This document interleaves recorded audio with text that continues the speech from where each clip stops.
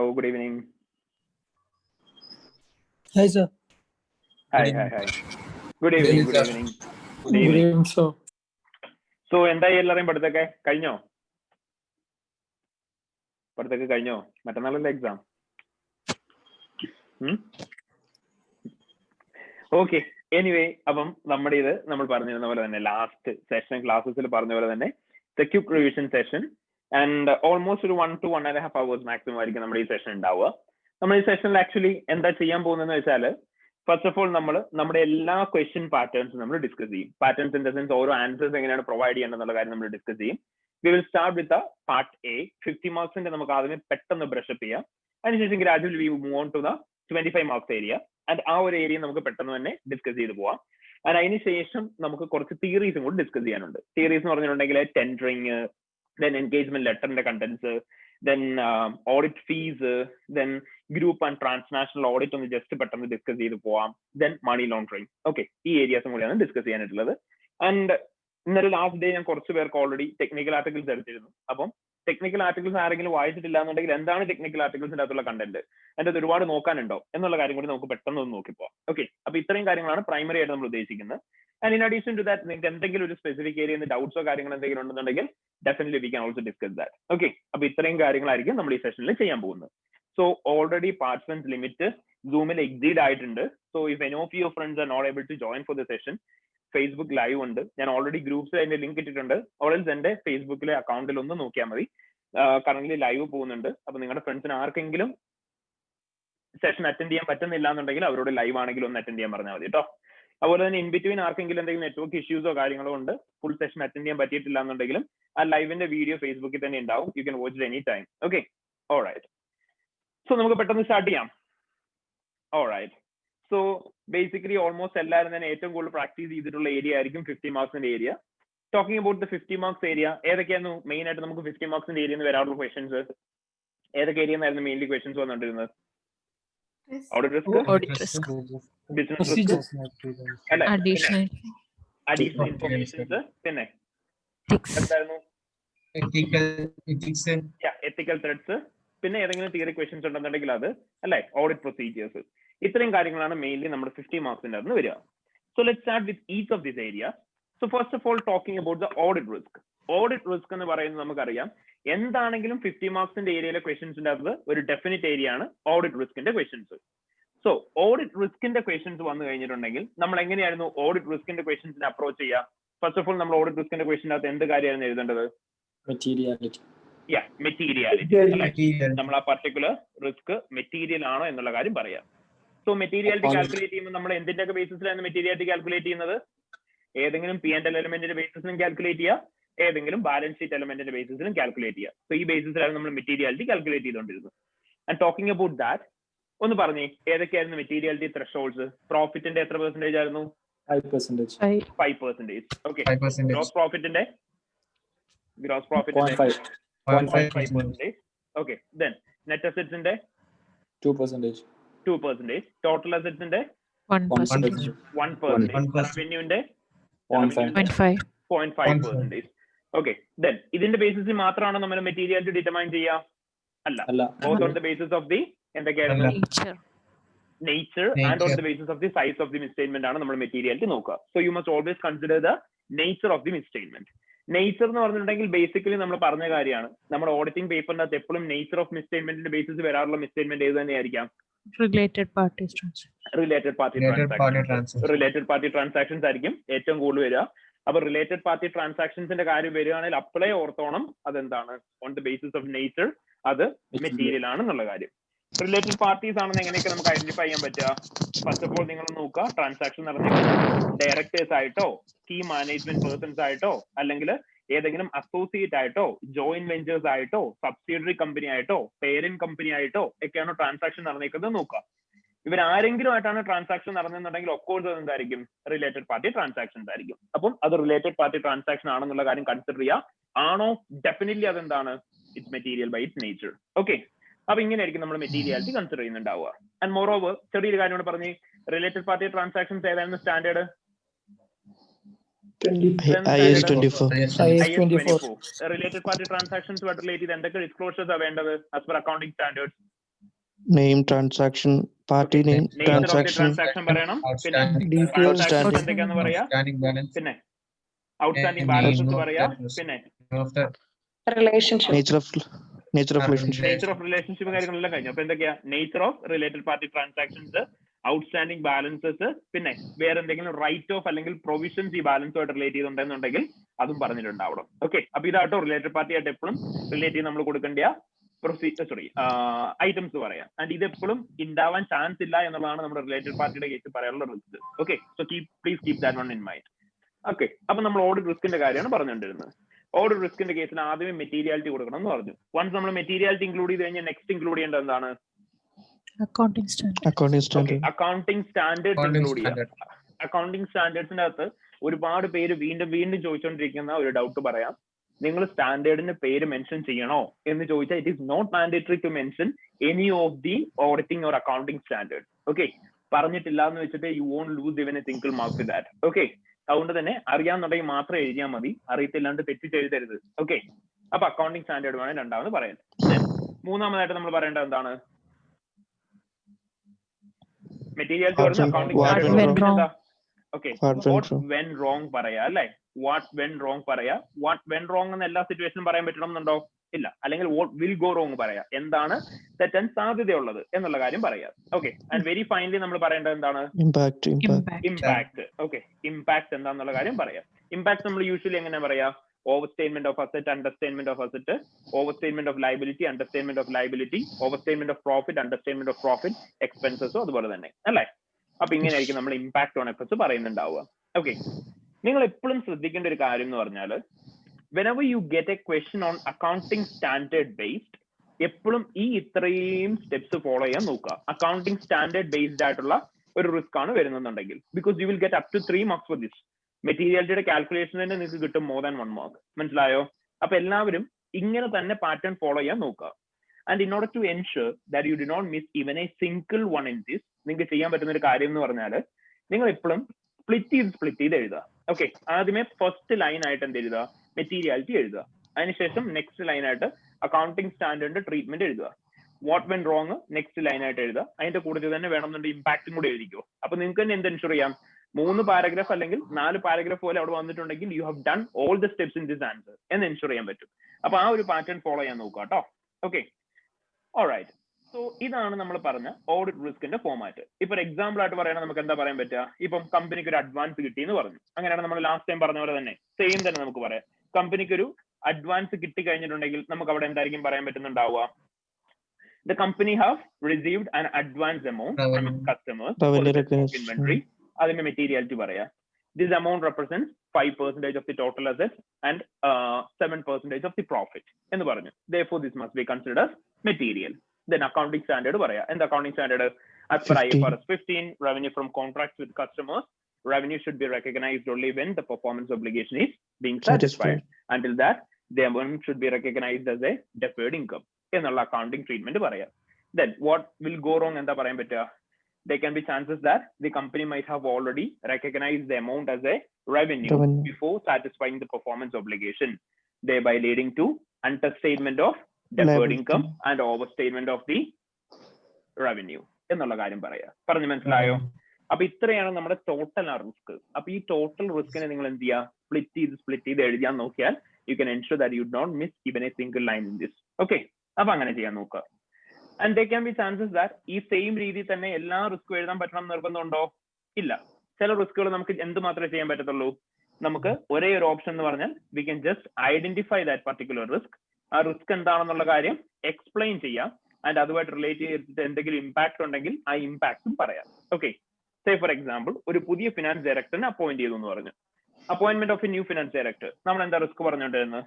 ഒരു പുതിയ finance ഡയറക്ടറിനെ appoint ചെയ്ത് കഴിഞ്ഞാൽ there can be chances that they might not be having adequate amount of accounting knowledge, or they might not be having industry specific knowledge.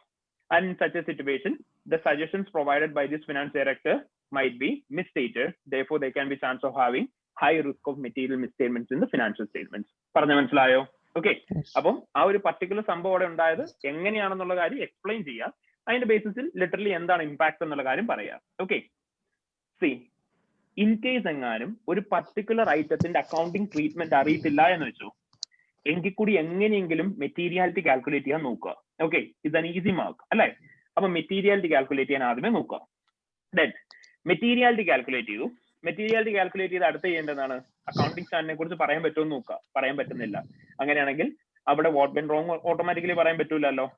എന്താണ് impact ഉണ്ടാവുന്നതെന്ന് ഏറെക്കുറെ അറിയാമെന്നുണ്ടെങ്കിൽ പറയാ, അറിയില്ല എന്നുണ്ടെങ്കിൽ എന്ത് പറയാ, in may lead to material misstatement in the financial statements എന്തെങ്കിലും പറഞ്ഞു വെക്കുക. മനസ്സിലായോ? ഓക്കെ. അതുപോലെ തന്നെ നിങ്ങൾ ഈ റിസ്ക് കണ്ടുപിടിക്കുമ്പോൾ എപ്പോഴും ശ്രദ്ധിക്കേണ്ട ഒരു കാര്യമാണ്, നിങ്ങൾ ഒരിക്കലും റിസ്ക് നേരെ കണ്ടുപിടിക്കാൻ ശ്രമിക്കരുത്. ഓക്കെ, അതായത് ഇപ്പൊ ഒരു സിനാരിയോ കിട്ടി, കമ്പനിയിൽ ഈ ഒരു റവന്യൂ കിട്ടി, ആ റവന്യൂ എന്ന് പറയുന്നത് പെർഫോമൻസ് ഒബ്ലിഗേഷൻ കംപ്ലീറ്റ് ചെയ്യുന്നതിന് മുന്നേ കിട്ടിയ റവന്യൂ ആണ് എന്ന് കണ്ടു. നേരെ കയറ്റി അവിടുത്തെ റിസ്ക് ഫൈൻഡ് ഔട്ട് ചെയ്യാൻ നോക്കരുത്. ഇൻസ്റ്റെഡ് ഓഫ് ദാറ്റ് നിങ്ങൾ എപ്പോഴും ചെയ്യേണ്ടത് എന്താ, അക്കൗണ്ടിങ് ട്രീറ്റ്മെന്റ് എന്താന്ന് വേണം ആദ്യമേ ചിന്തിക്കാൻ. മനസ്സിലായോ? ഓൾമോസ്റ്റ് എല്ലാവരും തന്നെ SBR പേപ്പേഴ്സ് ചെയ്തവരാണല്ലോ. അപ്പൊ നിങ്ങൾ എല്ലാവരും എന്ത് ചെയ്യുക, ആദ്യമേ ഒരു പർട്ടിക്കുലർ സിനാരിയോ കിട്ടിക്കഴിഞ്ഞാൽ ആ സിനാരിയോക്കകത്ത് ആക്ച്വലി വരുന്ന അക്കൗണ്ടിങ് ട്രീറ്റ്മെന്റ് എന്താണെന്നുള്ള കാര്യത്തെ കുറിച്ച് ആദ്യമേ തിങ്ക് ചെയ്ത് നോക്കുക. ഈ അക്കൗണ്ടിങ് ട്രീറ്റ്മെന്റിന്റെ നേരെ ഉൾട്ടയായിരിക്കും എന്ത്, നമ്മുടെ റിസ്ക് എന്ന് പറയുന്നത്. മനസ്സിലായോ? ഓക്കെ, അതായത് നമ്മൾ പഠിച്ചു ആസ് പെർ IAS 38 നമ്മൾ എന്ത് ചെയ്യുന്നുണ്ടാവണം, നമ്മൾ റിസർച്ച് എക്സ്പെൻഡിച്ചറിനെ P&L കാണിക്കണം, ഡെവലപ്മെന്റ് എക്സ്പെൻഡിച്ചറിനെ മാത്രമേ ക്യാപിറ്റലൈസ് ചെയ്യാൻ പാടുള്ളൂ. ക്രൈറ്റീരിയ സാറ്റിസ്ഫൈ ചെയ്താൽ മാത്രം. നമ്മൾ റിസ്ക് ആയിട്ട് എന്തായിരിക്കും പറയാ, they can be chances that ഡെവലപ്മെന്റിനെ എടുത്തിട്ട് റിസർച്ച് ആയിട്ട് കാണിച്ചിട്ടുണ്ടാവും, അല്ലെങ്കിൽ റിസർച്ചിനെ എടുത്തിട്ട് ഡെവലപ്മെന്റ് ആയിട്ട് കാണിച്ചിട്ടുണ്ടാവും. പറഞ്ഞു മനസ്സിലായോ? ഓക്കെ, അപ്പൊ എപ്പോഴും എന്ത് ചെയ്യുക, അക്കൗണ്ടിങ് ട്രീറ്റ്മെന്റ് തിങ്ക് ചെയ്യുക, അതിന് നേരെ ഉൾട്ട റിസ്ക് ആയിട്ട് എഴുതി വെക്കുക. ഓക്കെ, അപ്പൊ ഈ ഒരു പാറ്റേൺ വേണം എപ്പോഴും ഫോളോ ചെയ്യാനായിട്ട്. ആൻഡ് ഡേ ടു ഏറ്റവും ഇമ്പോർട്ടന്റ് ആയിട്ട് കൺസിഡർ ചെയ്യേണ്ട ഒരു ഫാക്ടർ, കിട്ടുമ്പോൾ ആദ്യം ഓഡിറ്റ് റിസ്ക് ആണ് ചോദിച്ചേക്കുന്നത്, റിസ്ക് ഓഫ് മെറ്റീരിയൽ മിസ്സ്റ്റേറ്റ്മെന്റ്സിന്റെ ക്വസ്റ്റൻ ആണ് ചോദിച്ചേക്കുന്നുള്ള കാര്യം കൺഫേം ചെയ്യുക. കാരണം എന്താ, there are a lot difference between risk of material misstatements and the audit risk. എന്തായിരുന്നു ഓഡിറ്റ് റിസ്ക്കും റിസ്ക് ഓഫ് മെറ്റീരിയൽ മിസ്സ്റ്റേറ്റ്മെന്റ്സും തമ്മിലുള്ള വ്യത്യാസം? Detection risk. ഡിറ്റക്ഷൻ റിസ്ക് അല്ലെ. ഏതിലാ ഡിറ്റക്ഷൻ റിസ്ക് ഇല്ലാത്തത്? റിസ്ക് ഓഫ് മെറ്റീരിയൽ മിസ്സ്റ്റേറ്റ്മെന്റിന്റെ അകത്ത് ഡിറ്റക്ഷൻ റിസ്ക് ഇല്ല. അതുകൊണ്ട് തന്നെ നിങ്ങൾ അൺനെസസറിലി അവരുടെ ഡിറ്റക്ഷൻ റിസ്കിന്റെ പോയിന്റ് എഴുതിയാലും നിങ്ങൾക്ക് ഒരു മാർക്ക് പോലും കിട്ടില്ല. And more over you will lose your time അല്ലേ. അപ്പൊ അതുകൊണ്ട് തന്നെ എന്ത് ചെയ്യുക, you need to focus on the requirement. Risk of material misstatement ആണോ ഓഡിറ്റ് റിസ്ക് ആണോ ചോദിച്ചതെന്നുള്ള കാര്യം കൺഫേം ചെയ്യുക. ഓഡിറ്റ് റിസ്ക് ആണെങ്കിൽ മാത്രം ഡിറ്റക്ഷൻ റിസ്കിനെ കുറിച്ച് എഴുതിയാൽ മതി. Okay, alright. ദെൻ ബേസിക്കലി ഉള്ള റിസ്കുകളെല്ലാം നമ്മൾ ലാസ്റ്റ് ക്ലാസ്സസ് ഡിസ്കസ് ചെയ്തതാണ് അല്ലെ. ആർക്കെങ്കിലും ആ ഒരു ഏരിയ കിട്ടിയിട്ടില്ല എന്നുണ്ടെങ്കിൽ ഓൾറെഡി വീഡിയോസ് കിടപ്പുണ്ട്, അതൊന്ന് നോക്കുക. അല്ലാന്നുണ്ടെങ്കിൽ എന്റെ ഓഡിറ്റ് റിസ്കിന്റെ നോട്ട്സ് ഒന്ന് വായിച്ചു നോക്കുക. നമ്മൾ പറഞ്ഞല്ലായിരുന്ന പലതരത്തിലുള്ള റിസ്കുകൾ. പുതിയ ഓഡിറ്റ് ക്ലയന്റ് ആണെന്നുണ്ടെങ്കിൽ, പുതിയ ഓഡിറ്റ് ക്ലയന്റ് ആണെങ്കിൽ എന്തൊക്കെ റിസ്ക് ഉണ്ടാവുന്നതാണ് നമ്മൾ പറഞ്ഞ്, ഡിറ്റക്ഷൻ റിസ്ക് ഉണ്ടാവും, അതുപോലെ തന്നെ ഓപ്പണിംഗ് ബാലൻസസ് മിസ്സ്റ്റേറ്റഡ് ആവും. ന്യൂലി ലിസ്റ്റഡ് ക്ലയന്റ് ആണെങ്കിൽ എന്തൊക്കെ റിസ്ക് ആയിരിക്കും ഉണ്ടാവുക, അത് ഓരോന്നും ഒന്ന് ഓർത്ത് വെക്കാൻ ശ്രമിക്കുക കേട്ടോ. സോ അങ്ങനെയായിരിക്കും നമുക്ക് എന്ത് ക്രാക്ക് ചെയ്യാൻ പറ്റുന്നുണ്ടാവുക, ഓഡിറ്റ് റിസ്കിന്റെയും റിസ്ക് ഓഫ് മെറ്റീരിയൽ മിസ്സ്റ്റേറ്റ്മെന്റ്സിന്റെയും ക്വസ്റ്റ്യൻസ് ക്രാക്ക് ചെയ്യാൻ പറ്റുക. ഇനി ഓഡിറ്റ് റിസ്ക്കും റിസ്ക് ഓഫ് മെറ്റീരിയൽ മിസ്സ്റ്റേറ്റ്മെന്റ്സും കഴിഞ്ഞു കഴിഞ്ഞാൽ നമുക്ക് ഏറ്റവും ഇമ്പോർട്ടന്റ് ആയിട്ട് വരുന്ന നെക്സ്റ്റ് ഏരിയ എന്ന് പറഞ്ഞാൽ ഏതാണ്? It's all about the business risk അല്ലെ. ബിസിനസ് റിസ്ക് ആണ് പിന്നെ വരുന്നത്. എന്തായിരുന്നു ബിസിനസ് റിസ്ക് എന്ന് പറഞ്ഞാൽ? What you mean by business risk? എന്തായിരുന്നു ബിസിനസ് റിസ്ക് മക്കളെ? എന്തായിരുന്നു ബിസിനസ് റിസ്ക്? പ്രോഫിറ്റിനെ പ്രോഫിറ്റിനല്ല, ബിസിനസിന്റെ ഒബ്ജക്റ്റീവ്സ് നമുക്ക് എന്ത് ചെയ്യാൻ പറ്റുന്നില്ല, അച്ചീവ് ചെയ്യാൻ പറ്റുന്നില്ല. അങ്ങനെ അച്ചീവ് ചെയ്യാതിരിക്കാനായിട്ടുള്ള ആ റിസ്ക്, അതിനെയാണ് നമ്മൾ എന്തെന്ന് വിളിക്കുക, ബിസിനസ് റിസ്ക് എന്ന് വിളിക്കുക. അപ്പൊ ഈ ബിസിനസ് റിസ്ക് നമ്മൾ എഴുതുന്ന സമയത്ത് നമുക്ക് അവിടെ എന്തെങ്കിലും അക്കൗണ്ടിങ് സ്റ്റാൻഡേർഡ്സിനെ കുറിച്ച് പഠിക്കാനായിട്ടുണ്ടോ, അല്ലെങ്കിൽ മെൻഷൻ ചെയ്യാനുണ്ടോ? ഇല്ല. കാരണം എന്താണ്, ഇവിടെ എന്ത് തരത്തിലുള്ള ഫിനാൻഷ്യലോ ഓപ്പറേഷനോ അല്ലെങ്കിൽ കംപ്ലൈൻസ് ആയിട്ടുള്ള കാരണങ്ങൾ കൊണ്ട് എന്തുണ്ടാവാൻ ചാൻസ് ഉണ്ട്, ബിസിനസ് റിസ്കുകൾ ഉണ്ടാവാൻ ചാൻസ് ഉണ്ട്. മോറോവർ ഞാൻ നിങ്ങളോട് പറഞ്ഞു, ബിസിനസ് റിസ്ക് എന്ന് പറഞ്ഞാൽ എന്താണ്, ഇറ്റ്സ് ഓൾ അബൌട്ട് അസംഷൻ അല്ലെ. നമ്മൾ എന്താ പറയാ, കമ്പനി ഇപ്പൊ ഹ്യൂജ് എമൗണ്ട് ഇപ്പൊ ഒരു റിസർച്ച് ആൻഡ് ഡെവലപ്മെന്റിന് വേണ്ടിയിട്ട് ഇൻവെസ്റ്റ് ചെയ്തു എന്ന് പറഞ്ഞു. അപ്പോഴേ നമ്മൾ എന്ത് പറയും, ബിസിനസ് റിസ്ക് ഉണ്ട്. കാരണം ഇപ്പൊ ഹ്യൂജ് എമൗണ്ട് കമ്പനി ഇൻവെസ്റ്റ് ചെയ്ത് കഴിഞ്ഞാൽ ഇതിൽ നിന്ന് കിട്ടുന്ന റിട്ടേൺ എന്ന് പറഞ്ഞാൽ will only come after a few years. So automatically company current ഇയറിൽ ക്യാഷ് ഫ്ലോ ഡിഫിക്കൽട്ടീസ് ഫേസ് ചെയ്യാൻ ചാൻസ് ഉണ്ട് അല്ലെ. അങ്ങനെയല്ലേ നമ്മൾ പറയാ. നമ്മൾ പറയാണ് നമ്മുടെ കമ്പനിക്ക് ഒരു ഫോറിൻ കൺട്രിയിൽ നിന്നാണ് അവർ റോ മെറ്റീരിയൽസ് ഒബ്ടൈൻ ചെയ്യുന്നത്. അപ്പൊ നമ്മൾ എന്ത് പറയും, ട്രാൻസ്പോർട്ടേഷൻ ഇഷ്യൂസ് ഉണ്ടാവാൻ ചാൻസ് ഉണ്ട്.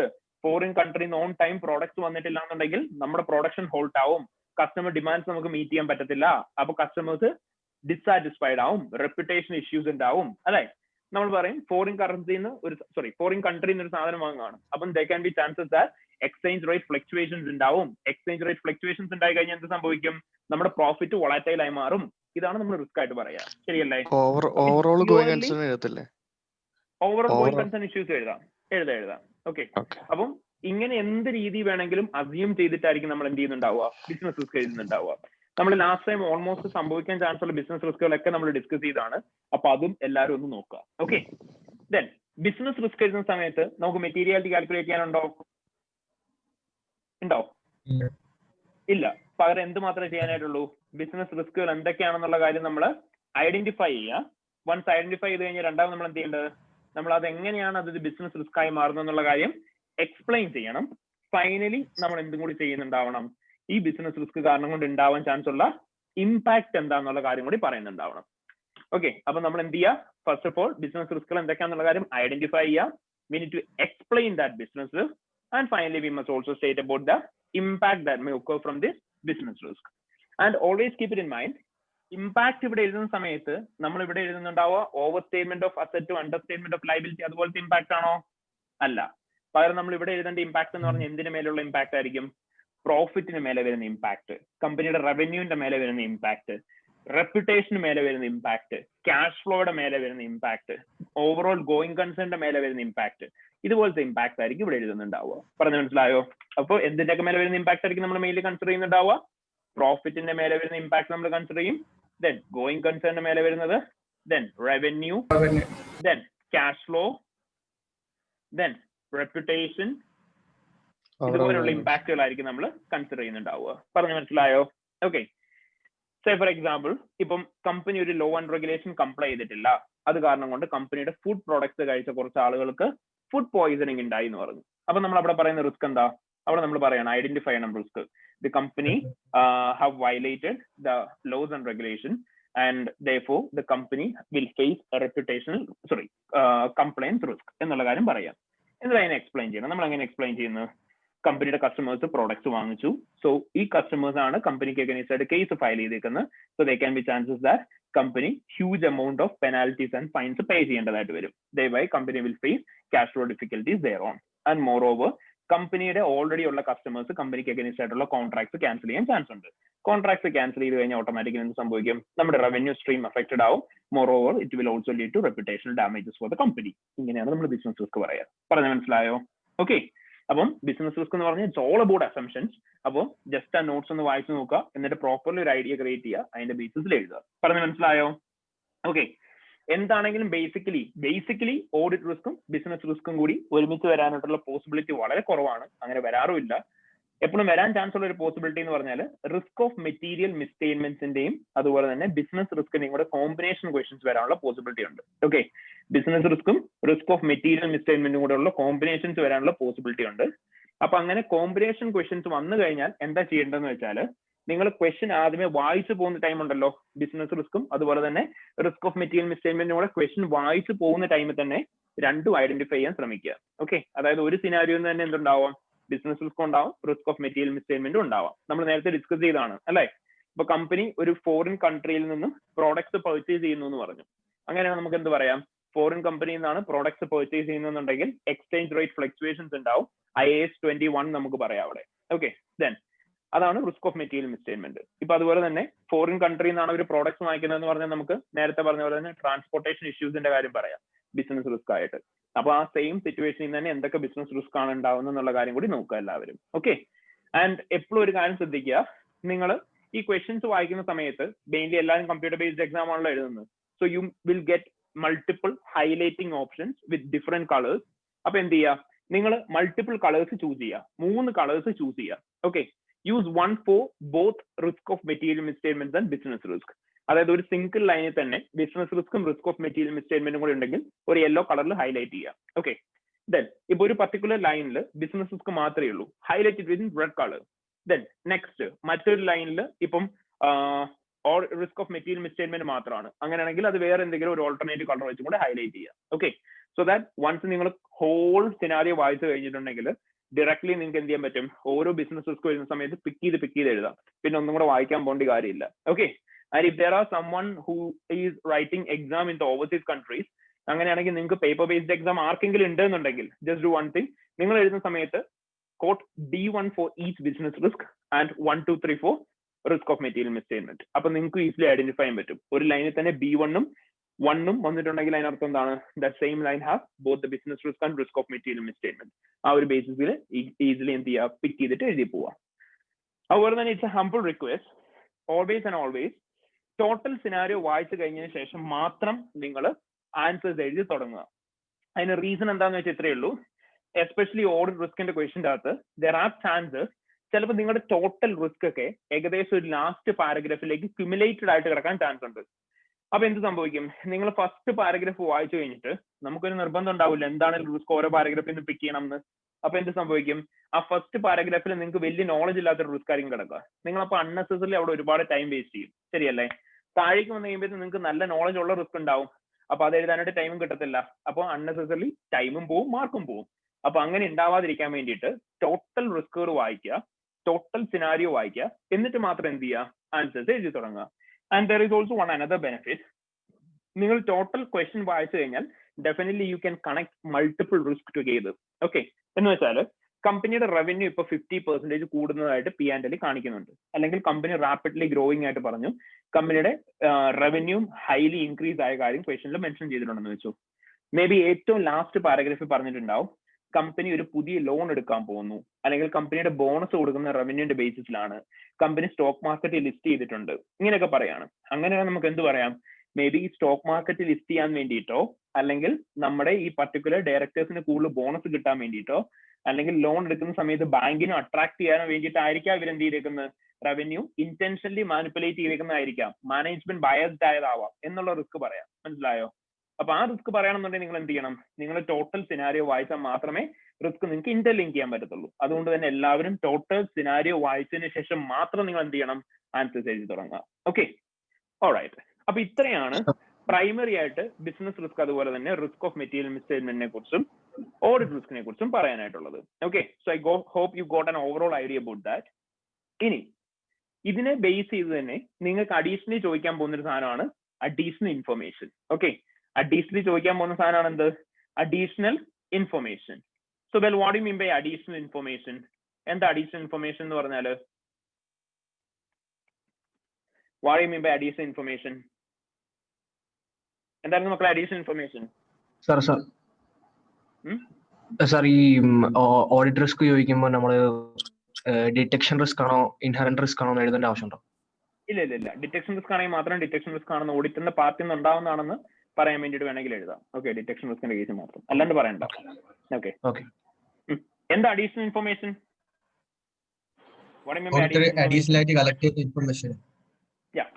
അതായത് അഡീഷണൽ ഇൻഫർമേഷൻ എന്ന് പറഞ്ഞാൽ നിങ്ങളോട് ചോദിക്കുന്ന എന്ത് മാത്രമായിരിക്കും? നിങ്ങളോട് പറയാണ് ഒരു സിനാരിയോക്കകത്ത് ആസ് ആൻ ഓഡിറ്റർ എന്നുള്ള രീതിയിൽ നിങ്ങളൊരു കമ്പനി ചെന്നു. നിങ്ങളൊരു കമ്പനി ചെന്നിട്ട് അവിടെ മൾട്ടിപ്പിൾ ടൈപ്പ് ഓഫ് ഓഡിറ്റ് റിസ്കുകൾ നിങ്ങൾ കണ്ടു. സോ ഈ ഓഡിറ്റ് റിസ്കുകൾ കാണുന്ന സമയത്ത് നിങ്ങൾക്ക് അവർ തരുന്ന വളരെ ലിമിറ്റഡ് ഇൻഫർമേഷൻ മാത്രമാണ്, അല്ലെ? ആസ് ആൻ ഓഡിറ്റർ എന്നുള്ള രീതിയിൽ നിങ്ങളുടെ ഓഡിറ്റ് പാർട്ണർ അല്ലെങ്കിൽ നിങ്ങൾക്ക് ആരാണോ മെയിൽ അയച്ചു എന്ന് പറഞ്ഞേക്കുന്നത് അവർ നിങ്ങൾക്ക് തരുന്നുണ്ടാവുക വളരെ ലിമിറ്റഡ് ആയിട്ടുള്ള ഇൻഫർമേഷൻ തന്നെയായിരിക്കും. അപ്പൊ നിങ്ങളോട് പറയാണ് ഇങ്ങനെ കുറച്ച് ഓഡിറ്റ് റിസ്കുകൾ ഉണ്ടെന്നുള്ള കാര്യം നിങ്ങൾക്ക് മനസ്സിലായി. But to know more about this risk നിങ്ങൾക്ക് ചിലപ്പോൾ എന്തുണ്ടാവണം? കുറച്ചും കൂടെ അഡീഷണൽ ഇൻഫർമേഷൻസ് വേണം. അപ്പൊ എന്തൊക്കെയാണ് നിങ്ങൾക്ക് വേണ്ടുന്ന അഡീഷണൽ ഇൻഫർമേഷൻസ് എന്നാണ് നിങ്ങളുടെ ക്വസ്റ്റ്യൻ്റെ അത് ചോദിച്ചേക്കുന്നത്. അപ്പൊ ലിറ്ററലി പറഞ്ഞാൽ അഡീഷണൽ ഇൻഫർമേഷൻ എന്ന് പറഞ്ഞാൽ എന്താണ്? It is nothing but it's all about to know more on audit risk. Audit റിസ്കിനെ കുറിച്ച് കൂടുതൽ മനസ്സിലാക്കാൻ വേണ്ടിയിട്ടാണ് അഡീഷണൽ ഇൻഫർമേഷൻസ് വേണ്ടത്. നമ്മൾ ഈ അഡീഷണൽ ഇൻഫർമേഷന്റെ ഫോമാറ്റ് പഠിച്ചതായിരുന്നു, അല്ലെ? അപ്പൊ ഈ അഡീഷണൽ ഇൻഫർമേഷൻ ആണ് ചോദിക്കുന്നുണ്ടെങ്കിൽ നിങ്ങൾ ഈ അഡീഷണൽ ഇൻഫർമേഷൻ ഫോമാറ്റ് എങ്ങനെ എഴുതേണ്ടതെന്ന് വെച്ചാൽ ഇത്രയേ ഉള്ളൂ. ആദ്യമേ ഡോക്യുമെന്റിന്റെ പേര് എഴുതുക, അതായത് ഏതാണ് ഡോക്യുമെന്റ് നിങ്ങൾക്ക് അഡീഷണലി വേണ്ടത് ആ ഡോക്യുമെന്റിന്റെ പേര് എഴുതുക. ദെൻ എന്തെങ്കിലും പർപ്പസ് ആയിട്ട് മെൻഷൻ ചെയ്യാനുണ്ടെങ്കിൽ ആ പർപ്പസ് മെൻഷൻ ചെയ്യുക, അതായത് perform, then recalculate, enquire, inspect, അങ്ങനെയുള്ള ടേംസ് ഇല്ലേ? Enquire, inspect, observe, recalculate, reconcile, ഇങ്ങനെയുള്ള ടേംസ് ഉണ്ടല്ലോ. അങ്ങനെയുള്ള പർപ്പസ് എന്താണെന്നുള്ള കാര്യം പറയാം. പ്രൊസീജിയർ എന്താണെന്നുള്ള കാര്യം പറയാം. സോ ആദ്യമേ ഡോക്യുമെന്റിന്റെ പേര് പറയാ, രണ്ടാമതായിട്ട് പറയേണ്ടത് എന്താണ്? പ്രൊസീജിയർ എന്താണെന്ന് പറയാ. ദെൻ ഫൈനലി നിങ്ങൾ ആ ഡോക്യുമെന്റ് കൊണ്ട് എന്ത് പർപ്പസിനാണ് ഈ ഡോക്യുമെന്റ് കളക്ട് ചെയ്തേക്കുന്നത് ആ പർപ്പസും കൂടി നിങ്ങൾ മെൻഷൻ ചെയ്യുന്നുണ്ടാവണം. ഓക്കെ, അപ്പൊ എന്തൊക്കെയാ പറയേണ്ടത്? ആദ്യം നിങ്ങൾ എന്ത് പറയാ? ഡോക്യുമെന്റിന്റെ പേര് മെൻഷൻ ചെയ്യണം. Okay, first of all mention the name of the document. Then ഡോക്യുമെന്റിന്റെ പേര് മെൻഷൻ ചെയ്ത് കഴിഞ്ഞാൽ രണ്ടാമതായിട്ട് എന്താണ് പ്രൊസീജിയർ നമ്മൾ പെർഫോം ചെയ്യേണ്ടതെന്നുള്ള കാര്യം പറയണം. ആൻഡ് വെരി ഫൈനലി എന്താണ് നമ്മുടെ പേർപ്പസ് എന്നുള്ള കാര്യം കൂടി നമ്മൾ മെൻഷൻ ചെയ്യണം. ഓക്കെ, ആൻഡ് ഇതായിരുന്നു നമ്മളന്ന് ഡ്രാഫ്റ്റ് ആയിട്ട് നിങ്ങൾക്ക് തന്നിരുന്നത്. അതായത് ഇപ്പൊ പ്രീവിയസ് ഇയറിൽ അതായത് നമ്മുടെ ന്യൂ ക്ലയന്റ് ആണെന്ന് പറഞ്ഞു. ന്യൂ ക്ലയന്റ് ആണെങ്കിൽ നമ്മൾ പറയാറുള്ള റിസ്ക് എന്താണ്? ഓപ്പണിംഗ് ബാലൻസ് മിസ്റ്റേറ്റഡ് ആവും എന്നാണ് നമ്മൾ റിസ്ക് ആയിട്ട് പറയാറ്. അപ്പൊ നമുക്ക് എന്തറിയണം? ഓപ്പണിംഗ് ബാലൻസ് ഈ കമ്പനിയുടെ മിസ്റ്റേറ്റഡ് ആയോ എന്നറിയാന്നുള്ളതാണ് നമുക്ക് ഇവിടെ വേണ്ടുന്ന അഡീഷണൽ ഇൻഫർമേഷൻ. അപ്പൊ അതിന് വേണ്ടി നമുക്ക് എന്താ ചോദിക്കാൻ പറ്റുക? പ്രീവിയസ് ഇയറിലെ ഓഡിറ്ററിന്റെ വർക്കിംഗ് പേപ്പേഴ്സ് ചോദിക്കാം ഓപ്പണിംഗ് ബാലൻസ് ടെസ്റ്റ് ചെയ്യാൻ വേണ്ടിയിട്ട്. അതായിരിക്കും നമുക്ക് ഇവിടെ ചോദിക്കാൻ പറ്റുന്ന അഡീഷണൽ ഇൻഫർമേഷൻ. ഓക്കെ, ഇനി ഒരു പർട്ടിക്കുലർ കമ്പനി റവന്യൂ റെക്കഗ്നൈസ് ചെയ്യുന്നത് IFRS 15 പ്രകാരം തന്നെയാണോ എന്ന് അറിയണം. അങ്ങനെയാണ് നമുക്ക് എന്താ ചോദിക്കാൻ പറ്റുക? ആ കമ്പനിയുടെ റവന്യൂ റെക്കഗ്നീഷൻ പോളിസി ചോദിക്കാം. അതാണ് നമ്മുടെ ഡോക്യുമെന്റ് എന്ന് പറയാം. പ്രൊസീജിയർ എന്താണ്? എന്തോ എൻഷുർ ചെയ്യാൻ വേണ്ടിയിട്ടാണ്. എന്താ നമ്മുടെ പർപ്പസ്? അപ്രോപ്രിയറ്റ്ലി ആണോ സെയിൽസ് റെക്കഗ്നൈസ് ചെയ്തേക്കുന്നത് എന്നുള്ളത്. ഓക്കെ, ദെൻ ഒരു പുതിയ ഫിനാൻസ് ഡയറക്ടറിനെ അപ്പോയിന്റ് ചെയ്യുന്നു എന്ന് പറഞ്ഞു. ഡെഫിനറ്റ്ലി നമ്മുടെ അവിടെ ഇപ്പൊ എന്തായിരിക്കും റിസ്ക് പറയാ? ന്യൂ ഫിനാൻസ് ഡയറക്ടറിനെ അപ്പോയിന്റ് ചെയ്ത് കഴിഞ്ഞാൽ അയാൾക്ക് അഡിക്വേറ്റ് എമൗണ്ട് ഓഫ് നോളജ് ഇല്ല എന്നുണ്ടെങ്കിൽ ഫിനാൻഷ്യൽ സ്റ്റേറ്റ്മെന്റ്സ് മിസ്റ്റേറ്റഡ് ആവും നമ്മൾ പറയും. അപ്പൊ അതെങ്ങനെ നമുക്ക് പ്രൂവ് ചെയ്യാൻ പറ്റുക? അവിടെ വേണ്ടുന്ന ഡോക്യുമെന്റ് എന്ന് പറഞ്ഞാൽ എന്താണ്? Details of experience and qualification ആണ്. ആ പർട്ടിക്കുലർ പേഴ്സൺ ഉള്ള എക്സ്പീരിയൻസിന്റെയും ക്വാളിഫിക്കേഷന്റെയും ഡീറ്റെയിൽസ് ആയിരിക്കും നമ്മൾ ഡോക്യുമെന്റ് ആയിട്ട് വാങ്ങിക്കുക. എന്ത് പർപ്പസിന് വേണ്ടിയിട്ടാണ് വാങ്ങിക്കുന്നത്? അവരുടെ കോമ്പീറ്റൻസ് അസസ് ചെയ്യാൻ വേണ്ടിയിട്ട്. അപ്പൊ ഇതെന്തായി? It's a document plus we are including some set of procedure that is something to others. എന്തിനു വേണ്ടിയിട്ടാണ് അത്? പേർപ്പസ് എന്താണ്? കോമ്പീറ്റൻസ് നോക്കാൻ വേണ്ടിയിട്ട്. അപ്പൊ ഇങ്ങനെയായിരിക്കും നമ്മൾ പറയുന്നുണ്ടാവുക. ഓക്കെ, അപ്പം ഈ ഒരു സെയിം കാര്യം തന്നെ നിങ്ങൾക്ക് എല്ലാത്തിനും വേണ്ടിയിട്ട് യൂസ് ചെയ്യാം. അപ്പൊ നമ്മൾ കുറെ പ്രൊസീജിയേഴ്സ് നമ്മൾ ഇൻക്ലൂഡ് ചെയ്തിരുന്നു അല്ലെ, അഡീഷണൽ ഇൻഫർമേഷൻ ആയിട്ട്. അതിന്റെയും വീഡിയോസ് ഇപ്പോഴും ഫേസ്ബുക്കിൽ കിടപ്പുണ്ട്. ആരെങ്കിലും കണ്ടിട്ടില്ല എന്നുണ്ടെങ്കിൽ കാണുക. ഇനി ആരെങ്കിലും ഓൾറെഡി കണ്ടവരാണെന്നുണ്ടെങ്കിൽ ഈ ടോപ്പിക്സ് ഒന്നും കൂടെ റിവൈസ് ചെയ്യുക. ഓക്കെ, അപ്പൊ അതായിരുന്നു അഡീഷണൽ ഇൻഫർമേഷൻ ആയിട്ട് നമ്മളോട് ചോദിച്ചുകൊണ്ടിരുന്നത്. ദെൻ അഡീഷണൽ ഇൻഫർമേഷന് പുറമെ നമ്മളോട് ഇനി ചോദിക്കുന്നത് എന്താണ്? അഡീഷണൽ ഇൻഫർമേഷൻ എഴുതുന്ന സമയത്ത് ഒരേ ഒരു കാര്യം മെയിൻലി ശ്രദ്ധിക്കണം കേട്ടോ. നിങ്ങൾ അഡീഷണൽ ഇൻഫർമേഷൻ എഴുതുമ്പോൾ നിങ്ങളോട് ചോദിക്കാറുള്ള എങ്ങനെയാണ്? what all are the additional informations that you need to obtain in relation to the risk that you have identified? നിങ്ങൾ ഐഡന്റിഫൈ ചെയ്ത റിസ്കിന് വേണ്ടിയിട്ട് എന്തൊക്കെ അഡീഷണൽ ഇൻഫർമേഷൻ വേണമെന്നാണ് ചോദിക്കുന്നത്. അപ്പൊ നിങ്ങൾ ഏതൊക്കെ റിസ്ക് എഴുതിയിട്ടുണ്ടോ അതിന് കറസ്പോണ്ടിങ് ആയിട്ടുള്ള അഡീഷണൽ ഇൻഫർമേഷൻ മാത്രം നിങ്ങൾ എഴുതിയാൽ മതി. ഓക്കെ, എഴുതാത്ത റിസ്കിന് വേണ്ടിയിട്ടുള്ള അഡീഷണൽ ഇൻഫർമേഷൻ എഴുതരുത് കേട്ടോ. ഏത് റിസ്ക് ആണോ എഴുതിയത് അതിനുള്ള അഡീഷണൽ ഇൻഫർമേഷൻസ് എഴുതുക.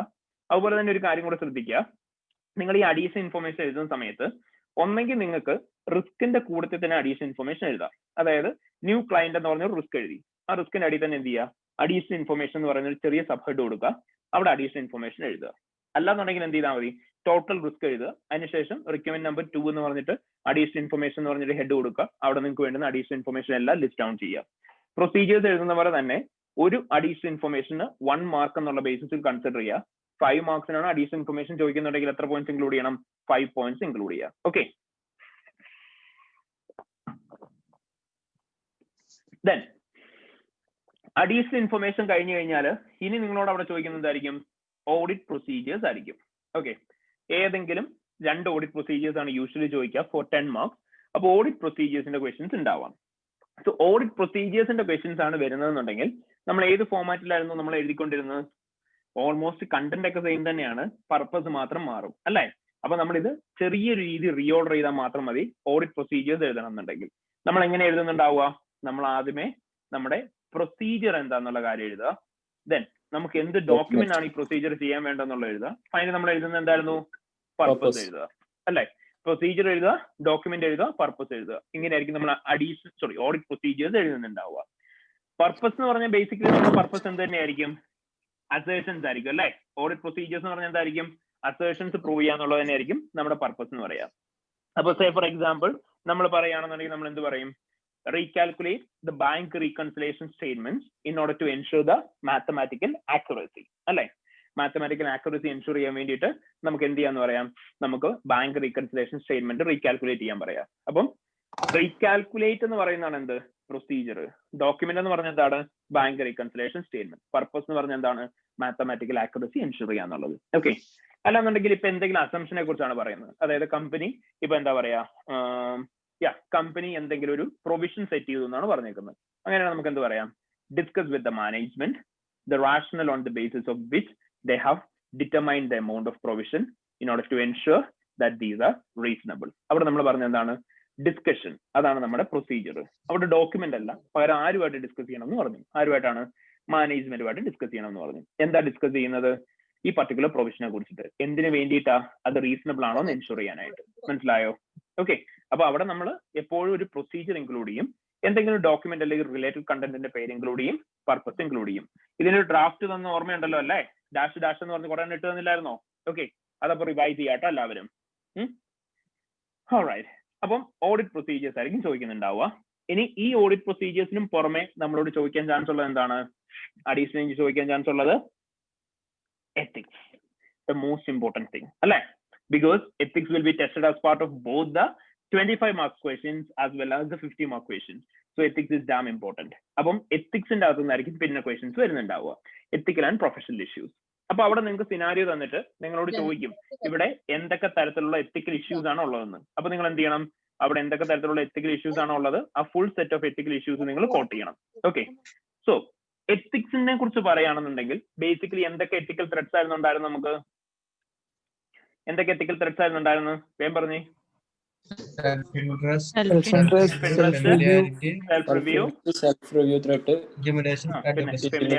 advocacy, familiarity. Okay, fine. Advocacy. Okay, order തെറ്റി. Self interest, self review, advocacy, familiarity, intimidation. ഇങ്ങനെ 5 ത്രെഡ് ആണ് ഉള്ളത് അല്ലേ? And what you mean by self interest threat? എന്തായിരുന്നു സെൽഫ് ഇൻട്രസ്റ്റ് ത്രെഡ് എന്ന് പറഞ്ഞാല്? സെൽഫ് ഇൻട്രസ്റ്റ്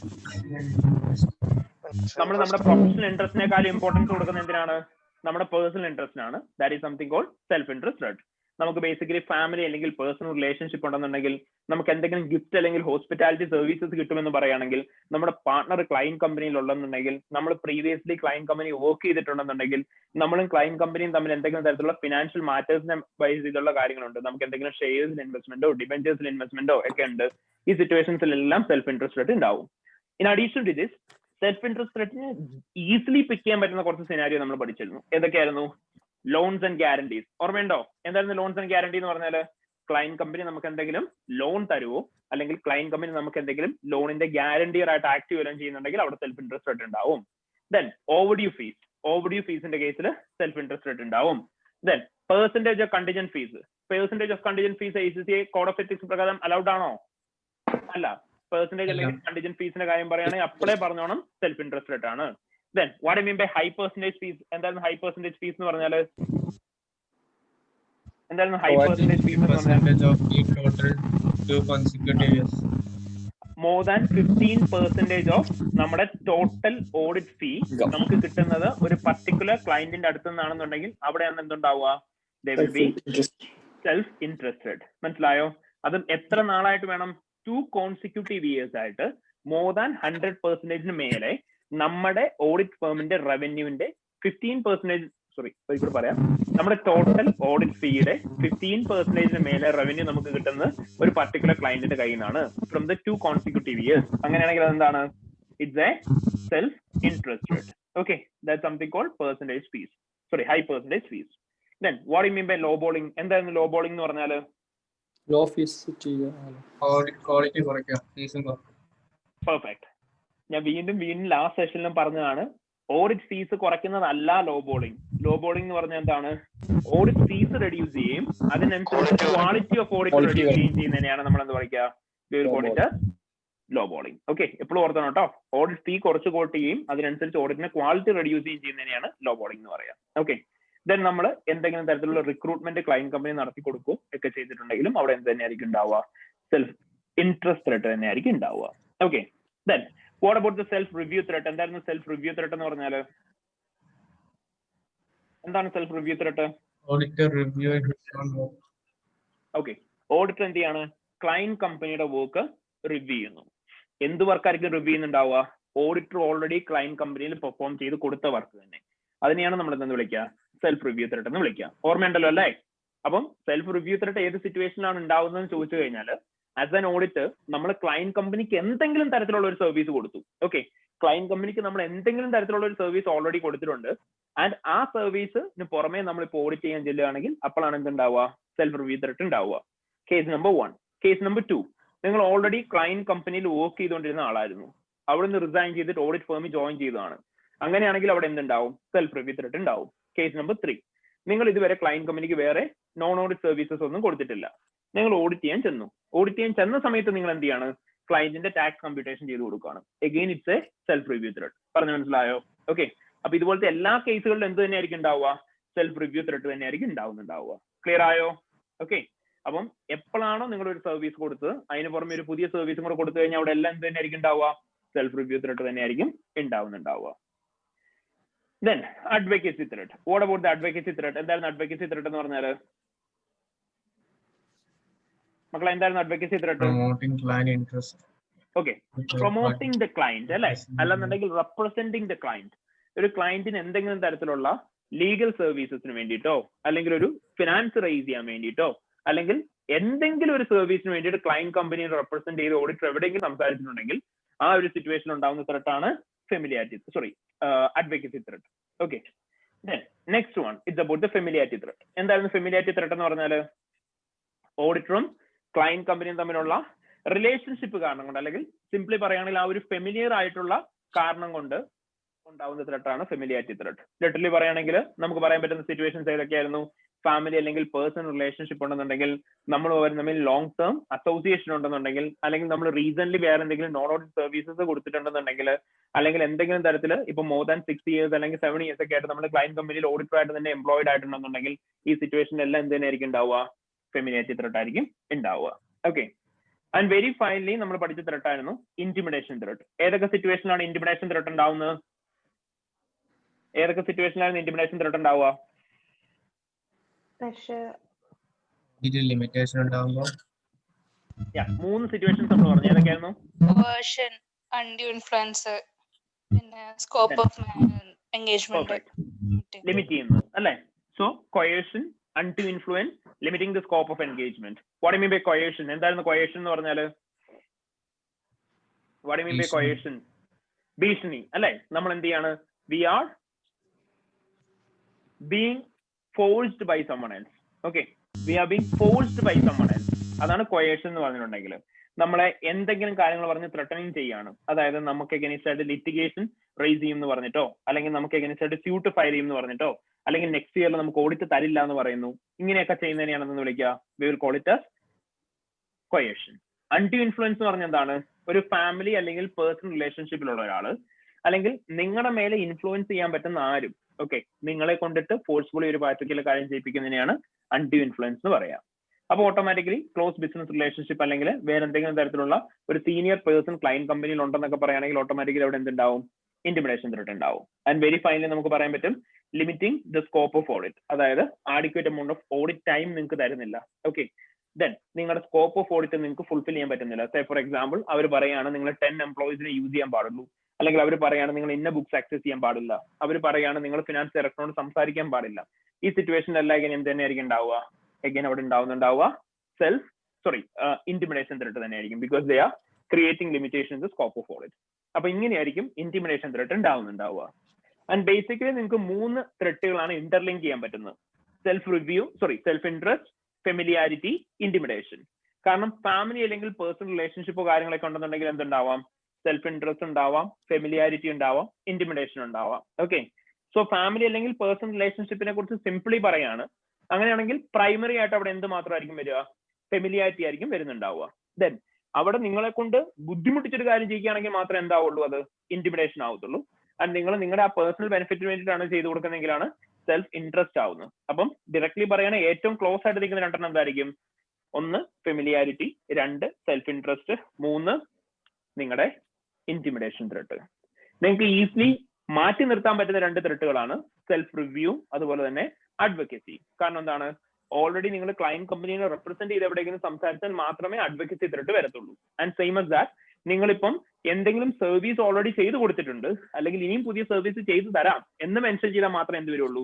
സെൽഫ് റിവ്യൂ വരുള്ളൂ. അപ്പൊ ഇതിനെ 2നെയും മാറ്റി നിർത്തുക. പകരം എന്തിനെ 2നെയും ഒന്നിച്ച് നിർത്തണം? സെൽഫ് ഇൻട്രസ്റ്റിനെയും ഫെമിലിയാരിറ്റിനെയും ഒന്നിച്ച് നിർത്തണം. ഓക്കെ, ദെൻ കുറച്ചും കൂടെ അടുത്തേക്ക് വന്നാൽ ഇവിടെ എന്തുകൊണ്ട് വരും? ഇന്റിമിഡേഷൻ കൂടി വരും. ഓക്കെ, അപ്പൊ ഇങ്ങനെയായിരിക്കും എത്തിക്സ് വരുന്നുണ്ടാവുക. ആൻഡ് എത്തിക്സിന്റെ അകത്തെ ക്വസ്റ്റ്യൻസ് വന്നു കഴിഞ്ഞാൽ നമ്മൾ എത്തിക്സിനകത്തെ ക്വസ്റ്റ്യൻസ് എങ്ങനെ ആൻസർ ചെയ്യേണ്ടത്? ആദ്യമേ നിങ്ങൾ ഏതാണ് ത്രെട്ട് എന്നുള്ള കാര്യം നിങ്ങൾ എന്ത് ചെയ്യുന്നുണ്ടാവണം? ആദ്യമേ ഐഡന്റിഫൈ ചെയ്യണം. So first of all you need to identify the threat. Identify ചെയ്ത് കഴിഞ്ഞാൽ നിങ്ങൾ എന്ത് ചെയ്യുക? നെക്സ്റ്റ് ഏതാണ് ത്രെട്ട് എന്നുള്ള കാര്യം എക്സ്പ്ലെയിൻ ചെയ്യുക. ആൻഡ് ഫൈനലി നമ്മൾ എന്ത് ചെയ്യുന്നുണ്ടാവണം? ആ ത്രെട്ടിന് വേണ്ടിയിട്ടുള്ള സേഫ് ഗാർഡ്സ് എന്തൊക്കെയാണെന്നുള്ള കാര്യങ്ങൾ പറയുന്നുണ്ടാവണം. മനസ്സിലായോ? ഓക്കെ, അപ്പം ഏതാണ് ഫാക്ട് എന്നുള്ള കാര്യം പറയാം. അത് ക്വസ്റ്റ്യനിൽ എന്താണ് സംഭവിച്ചേക്കുന്നത്, ദെൻ ഏതാണ് ത്രെട്ട് എന്നുള്ളത് ഐഡന്റിഫൈ ചെയ്യണം. എന്തുകൊണ്ടാണ് അത് ത്രെട്ട് ആയെന്നുള്ള കാര്യം നിങ്ങൾ എക്സ്പ്ലെയിൻ ചെയ്യണം. അതിന് വേണ്ടിയിട്ട് റിലേറ്റഡ് ആയിട്ടുള്ള സേഫ് ഗാർഡ്സ് എന്തൊക്കെയാണെന്നുള്ള കാര്യവും പറയണം. ഓക്കെ, സോ നമ്മൾ ലാസ്റ്റ് സെഷനിലും ഡിസ്കസ് ചെയ്തായിരുന്നു. നിങ്ങൾക്ക് ആർക്കെങ്കിലും അതിനെക്കുറിച്ച് എന്തെങ്കിലും ഡൗട്ട്സ് ഉണ്ടെന്നുണ്ടെങ്കിൽ ഡ്രൈവിൽ കിടക്കുന്ന എത്തിക്കൽ ത്രെഡ്സ് ആൻഡ് സേഫ് ഗാർഡ്സ് എന്ന് പറഞ്ഞ ഫയലില്ലേ, ആ എത്തിക്കൽ ത്രെഡ്സ് ആൻഡ് സേഫ് ഗാർഡ്സ് എന്ന് പറഞ്ഞ ഫയൽ നോക്കുക. ഇതിനകത്ത് ഓരോ എത്തിക്കൽ ത്രെഡ്സും അതിന് കറസ്പോണ്ടിങ് ആയിട്ടുള്ള സേഫ് ഗാർഡ്സും കൊടുത്തിട്ടുണ്ട്. അപ്പൊ അത് നോക്കുക കേട്ടോ. Okay, so that's all about the ethics. അപ്പം ബേസിക്കലി ഇത്രയും കാര്യങ്ങളാണ് നമ്മുടെ 50 മാർക്സിന്റെ ക്വസ്റ്റിന്റെ അകത്ത് വരാറുള്ളത്. ഇതിന് പുറമെ 50 മാർക്സിന്റെ ക്വസ്റ്റിന്റെ അകത്ത് ചിലപ്പോൾ ചില തിയറി ക്വസ്റ്റ്യൻസ് കയറി വരാം. ആൻഡ് ദാറ്റ് ടു വളരെ റയർ ചാൻസസ് ആണ് ഉള്ളത്. ഏത് തിയറി ക്വസ്റ്റ്യൻ ആണ് വരുന്നത് എന്നുള്ള കാര്യത്തെ കുറിച്ച് നമുക്ക് ഒരു രീതിയിലും പ്രെഡിക്ട് ചെയ്യാൻ പറ്റത്തില്ല. ബട്ട് ഇപ്പൊ നമ്മൾ പറഞ്ഞ ഈ കാര്യങ്ങൾ എന്തായാലും വരും എന്നുള്ള കാര്യം ഉറപ്പാണ്. ഓക്കെ, അപ്പൊ എല്ലാവരും എന്ത് ചെയ്യുക, തിയറീസ് ഒക്കെ ഒന്നും കൂടെ ഒന്ന് റിവൈസ് ചെയ്യുക and more over concentrate more on these areas. Okay, ഇപ്പൊ ആരെങ്കിലും കൂടുതൽ ക്വസ്റ്റ്യൻസ് ചെയ്തിട്ടില്ല എന്നുണ്ടെങ്കിൽ don't worry, just do one thing. ഇനിയിപ്പോ നമുക്ക് നാളെ ഒരു ദിവസം കൂടെയാണുള്ളത് അല്ലേ. അപ്പം ഇന്നും നാളെയൊക്കെ ആയിട്ട് ഒരുപാട് സ്ട്രെയിൻ ചെയ്യാതെ നിങ്ങൾ അറ്റ്ലീസ്റ്റ് കുറച്ച് കോമൺ ക്വസ്റ്റ്യൻസ്, 1-2 ക്വസ്റ്റ്യൻസ് എടുക്കുക. ആ ക്വസ്റ്റ്യൻസ് വായിച്ചു നോക്കുക. ക്വസ്റ്റ്യൻസ് വായിച്ചിട്ട് ജസ്റ്റ് എന്തൊക്കെയാണ് റിസ്ക് ഉണ്ടാവാൻ ചാൻസ് ഉള്ളത് എന്നുള്ള കാര്യം ജസ്റ്റ് നോട്ട് ഡൗൺ ചെയ്യുക, ഫുൾ ആൻസേഴ്സ് എഴുതാതെ. എന്നിട്ട് ബാക്കിയുള്ള ആൻസേഴ്സ് കൂടെ വായിച്ചു നോക്കുക. ഓക്കെ, പ്രാക്ടീസ് ചെയ്ത് കഴിഞ്ഞവരാണെങ്കിൽ ഓൾറെഡി ചെയ്തു പോയ ക്വസ്റ്റ്യൻസിന്റെ ഒക്കെ ആൻസേഴ്സ് ഒന്ന് ഇരുന്ന് വായിച്ചു നോക്കുക. അപ്പൊ നമുക്ക് ഏതെങ്കിലും ഒരു പർട്ടിക്കുലർ റിസ്ക് എങ്ങനെയാണ് എഴുതുന്നുള്ള കാര്യം മറന്നു പോയിട്ടുണ്ടെങ്കിലും ഡെഫിനറ്റ്ലി അത് ഓർമ്മ വരും. അപ്പൊ ആ ഒരു രീതിയിൽ എല്ലാവരും ചെയ്തു പോകാം കേട്ടോ. അപ്പൊ ഇത്രയും കാര്യങ്ങളാണ് നമ്മുടെ 50 മാർക്സിന്റെ ക്വസ്റ്റ്യൻസിനകത്ത് വരുന്നത്. ഇനി നേരെ നമ്മൾ നമ്മുടെ 25 മാർക്സിന്റെ ഏരിയയിലേക്ക് പോയി കഴിഞ്ഞാൽ 25 മാർക്കിന്റെ ഏരിയയിൽ വൈഡ് ആയിട്ട് കിടക്കുന്ന ഒരു ഏരിയ ആണ് മാറ്റേഴ്സ് ടു ബി കൺസിഡേർഡ് അല്ലേ. ആൻഡ് മാറ്റേഴ്സ് ടു ബി കൺസിഡേർഡിന് തന്നെ ഒരു ലോഡ് കാര്യങ്ങൾ നമ്മൾ പഠിച്ചു. Starting with matters to be considered. നമ്മൾ matters to be considered questions വന്നു കഴിഞ്ഞാൽ ഏത് പാറ്റേണിലായിരുന്നു ആൻസർ എഴുതുന്നത്? ആദ്യമേ ഒരു മാറ്റർ കിട്ടി, എന്താ നിങ്ങൾ ആദ്യം എഴുതേണ്ടത്? എന്തായിരുന്നു? ഓക്കെ, മെറ്റീരിയാലിറ്റി എഴുതുക. Okay, same as that of order risk അല്ലേ. മെറ്റീരിയാലിറ്റി എഴുതുക. മെറ്റീരിയാലിറ്റി കഴിഞ്ഞ് കഴിഞ്ഞാൽ രണ്ടാമതായിട്ട് എഴുതേണ്ടത് എന്താണ്? Accounting treatment. Okay, Amal Joseph bro, അവിടുന്ന് കുറച്ച് നോയിസ് ഉണ്ട്, ഒന്ന് മ്യൂട്ട് ചെയ്തേക്കാവോ? Okay, alright. So first of all materiality എഴുതുക. രണ്ടാമതായിട്ട് നമ്മൾ എന്താ എഴുതേണ്ടത്? അക്കൗണ്ടിങ് ട്രീറ്റ്മെന്റ് എഴുതുക. മൂന്നാമതായിട്ട് നമ്മൾ എന്താ എഴുതേണ്ടത്? ഈ അക്കൗണ്ടിങ് ട്രീറ്റ്മെന്റുമായിട്ട് സിനാരിയോ മിക്സ് ചെയ്ത് എന്ത് എഴുതണം? വാട്ട് വെന്റ് റോങ് എഴുതണം. ഓക്കെ, വാട്ട് വെന്റ് റോങ് അല്ലെങ്കിൽ വാട്ട് വിൽ ഗോ റോങ് എഴുതുക. ഓക്കെ, ആൻഡ് വെരി ഫൈനലി നമ്മൾ എഴുതേണ്ടത് എന്താണ്? ഇമ്പാക്ട് എഴുതുക അല്ലെ. ഇമ്പാക്ട് ഓൺ എഫേർട്സും കൂടി മെൻഷൻ ചെയ്തു പോവാം. അപ്പൊ ഇത്രയും കാര്യങ്ങളായിരിക്കും നമ്മൾ എല്ലാ ക്വസ്റ്റ്യനിലും പറയുന്നുണ്ടാവുക. അപ്പൊ നമ്മൾ എന്തൊക്കെ പറയേണ്ടത്?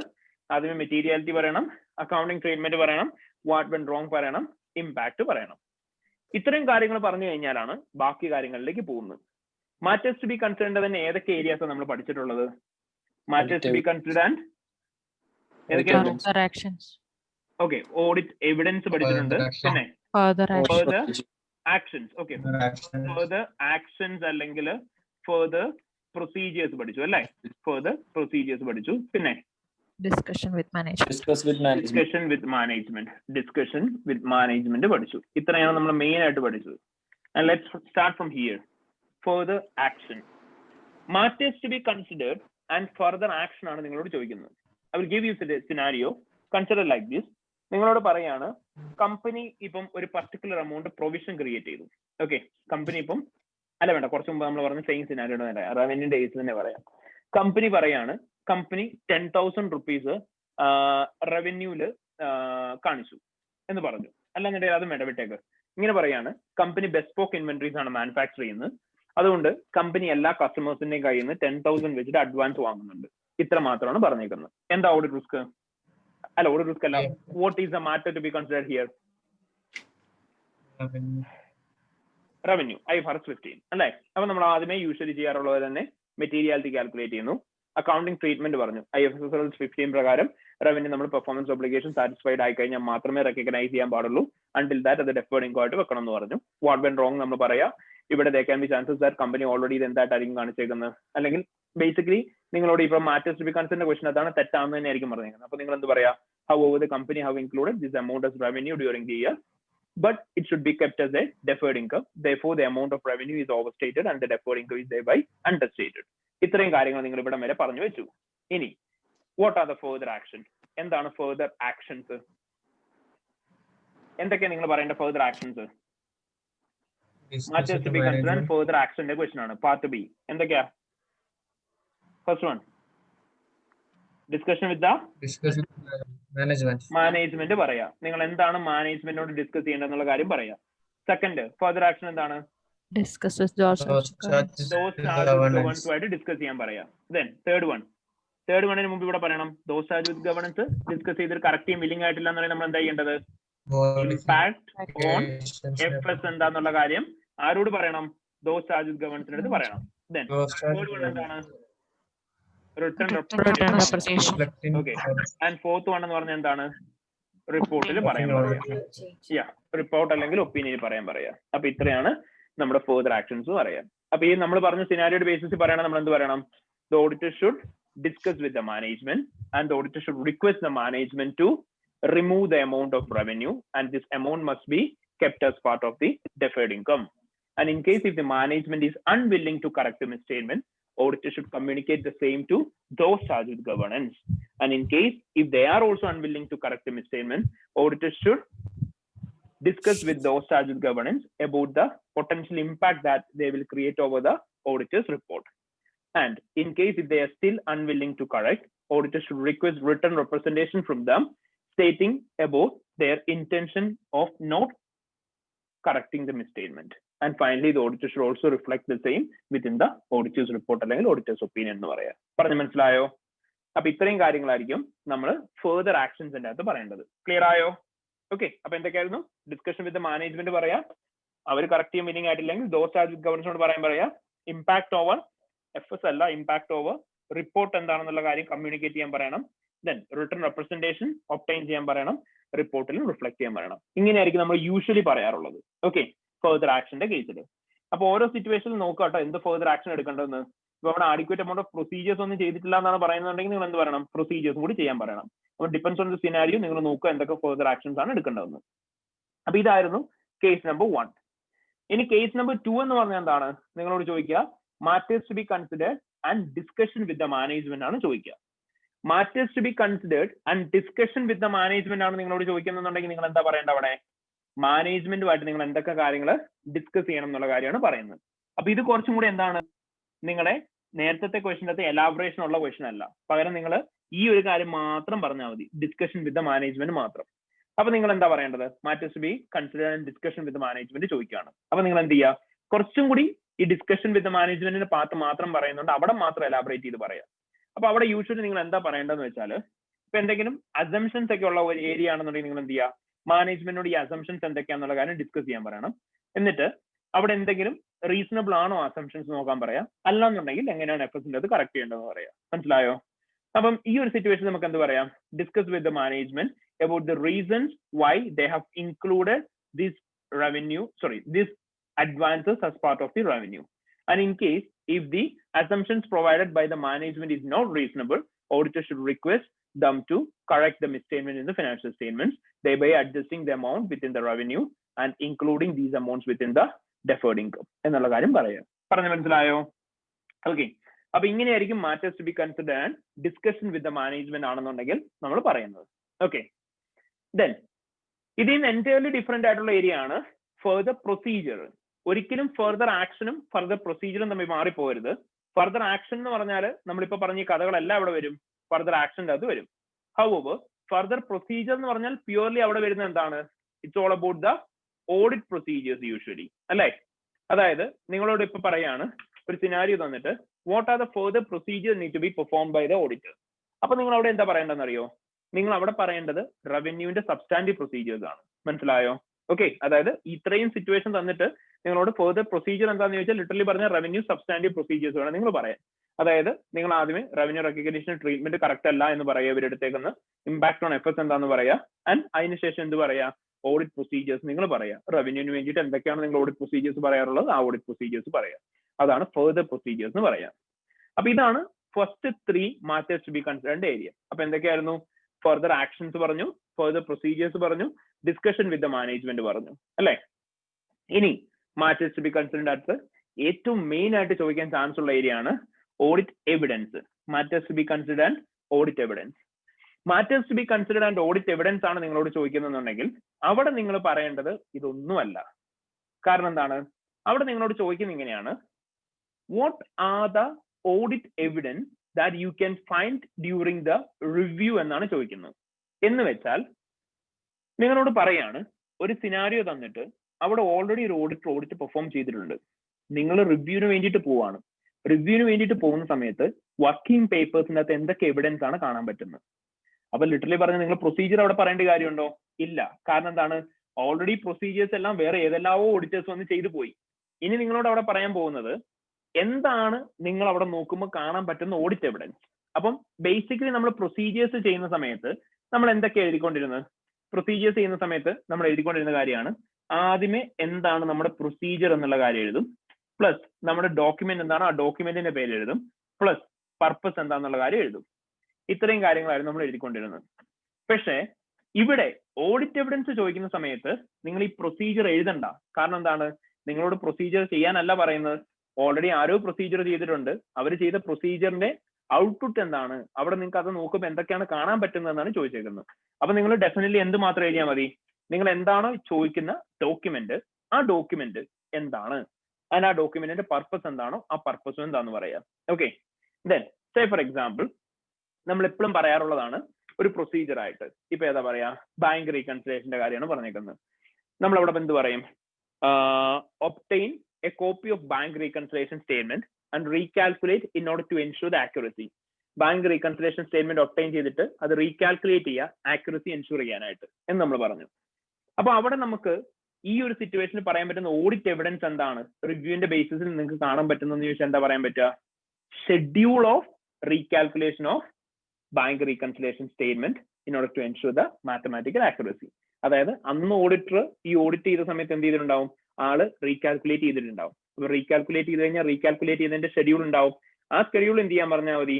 നമ്മളോട് നോക്കാൻ പറഞ്ഞാൽ മതി. മനസ്സിലായോ? അപ്പൊ റീകാൽക്കുലേഷൻ ഷെഡ്യൂൾ നോക്കിയാൽ മതി.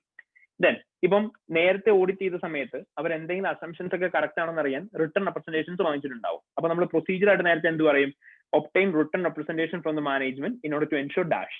ഇവിടെ നമ്മൾ എന്ത് മാത്രം പറഞ്ഞാൽ മതി?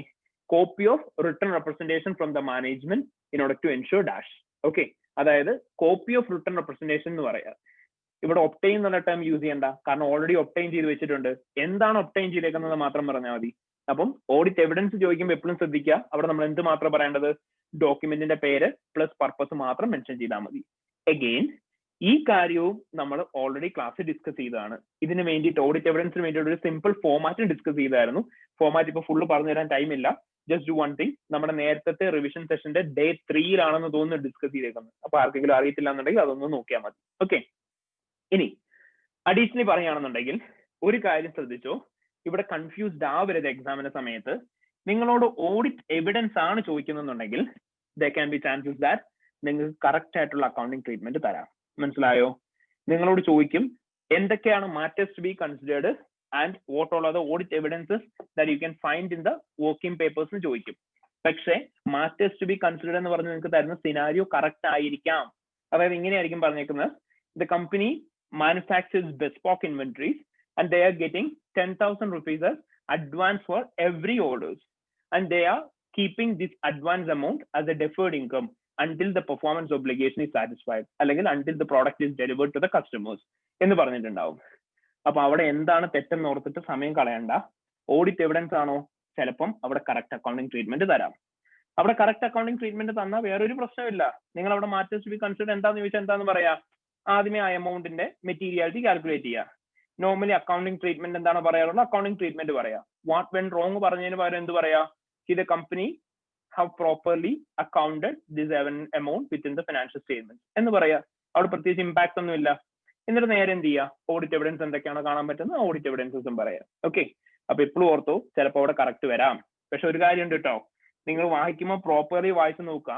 ഒന്ന് വായിച്ചിട്ട് ആ സ്റ്റാൻഡേർഡിനെ കുറിച്ച് നോളജ് ഇല്ലാഞ്ഞിട്ട് അത് കറക്റ്റ് ആണെന്ന് ഓർത്തിട്ട് ബാക്കി എഴുതി പോരുത്. ചിലപ്പോൾ കറക്റ്റ് ആവാം, ചിലപ്പോൾ തെറ്റാവാം. കറക്റ്റ് ആയിട്ട് തന്നെ വരാനുള്ള ചാൻസ് ഭയങ്കര റയർ ആണ്, ബട്ട് സ്റ്റിൽ കറക്റ്റ് ആയിട്ടും വരാം.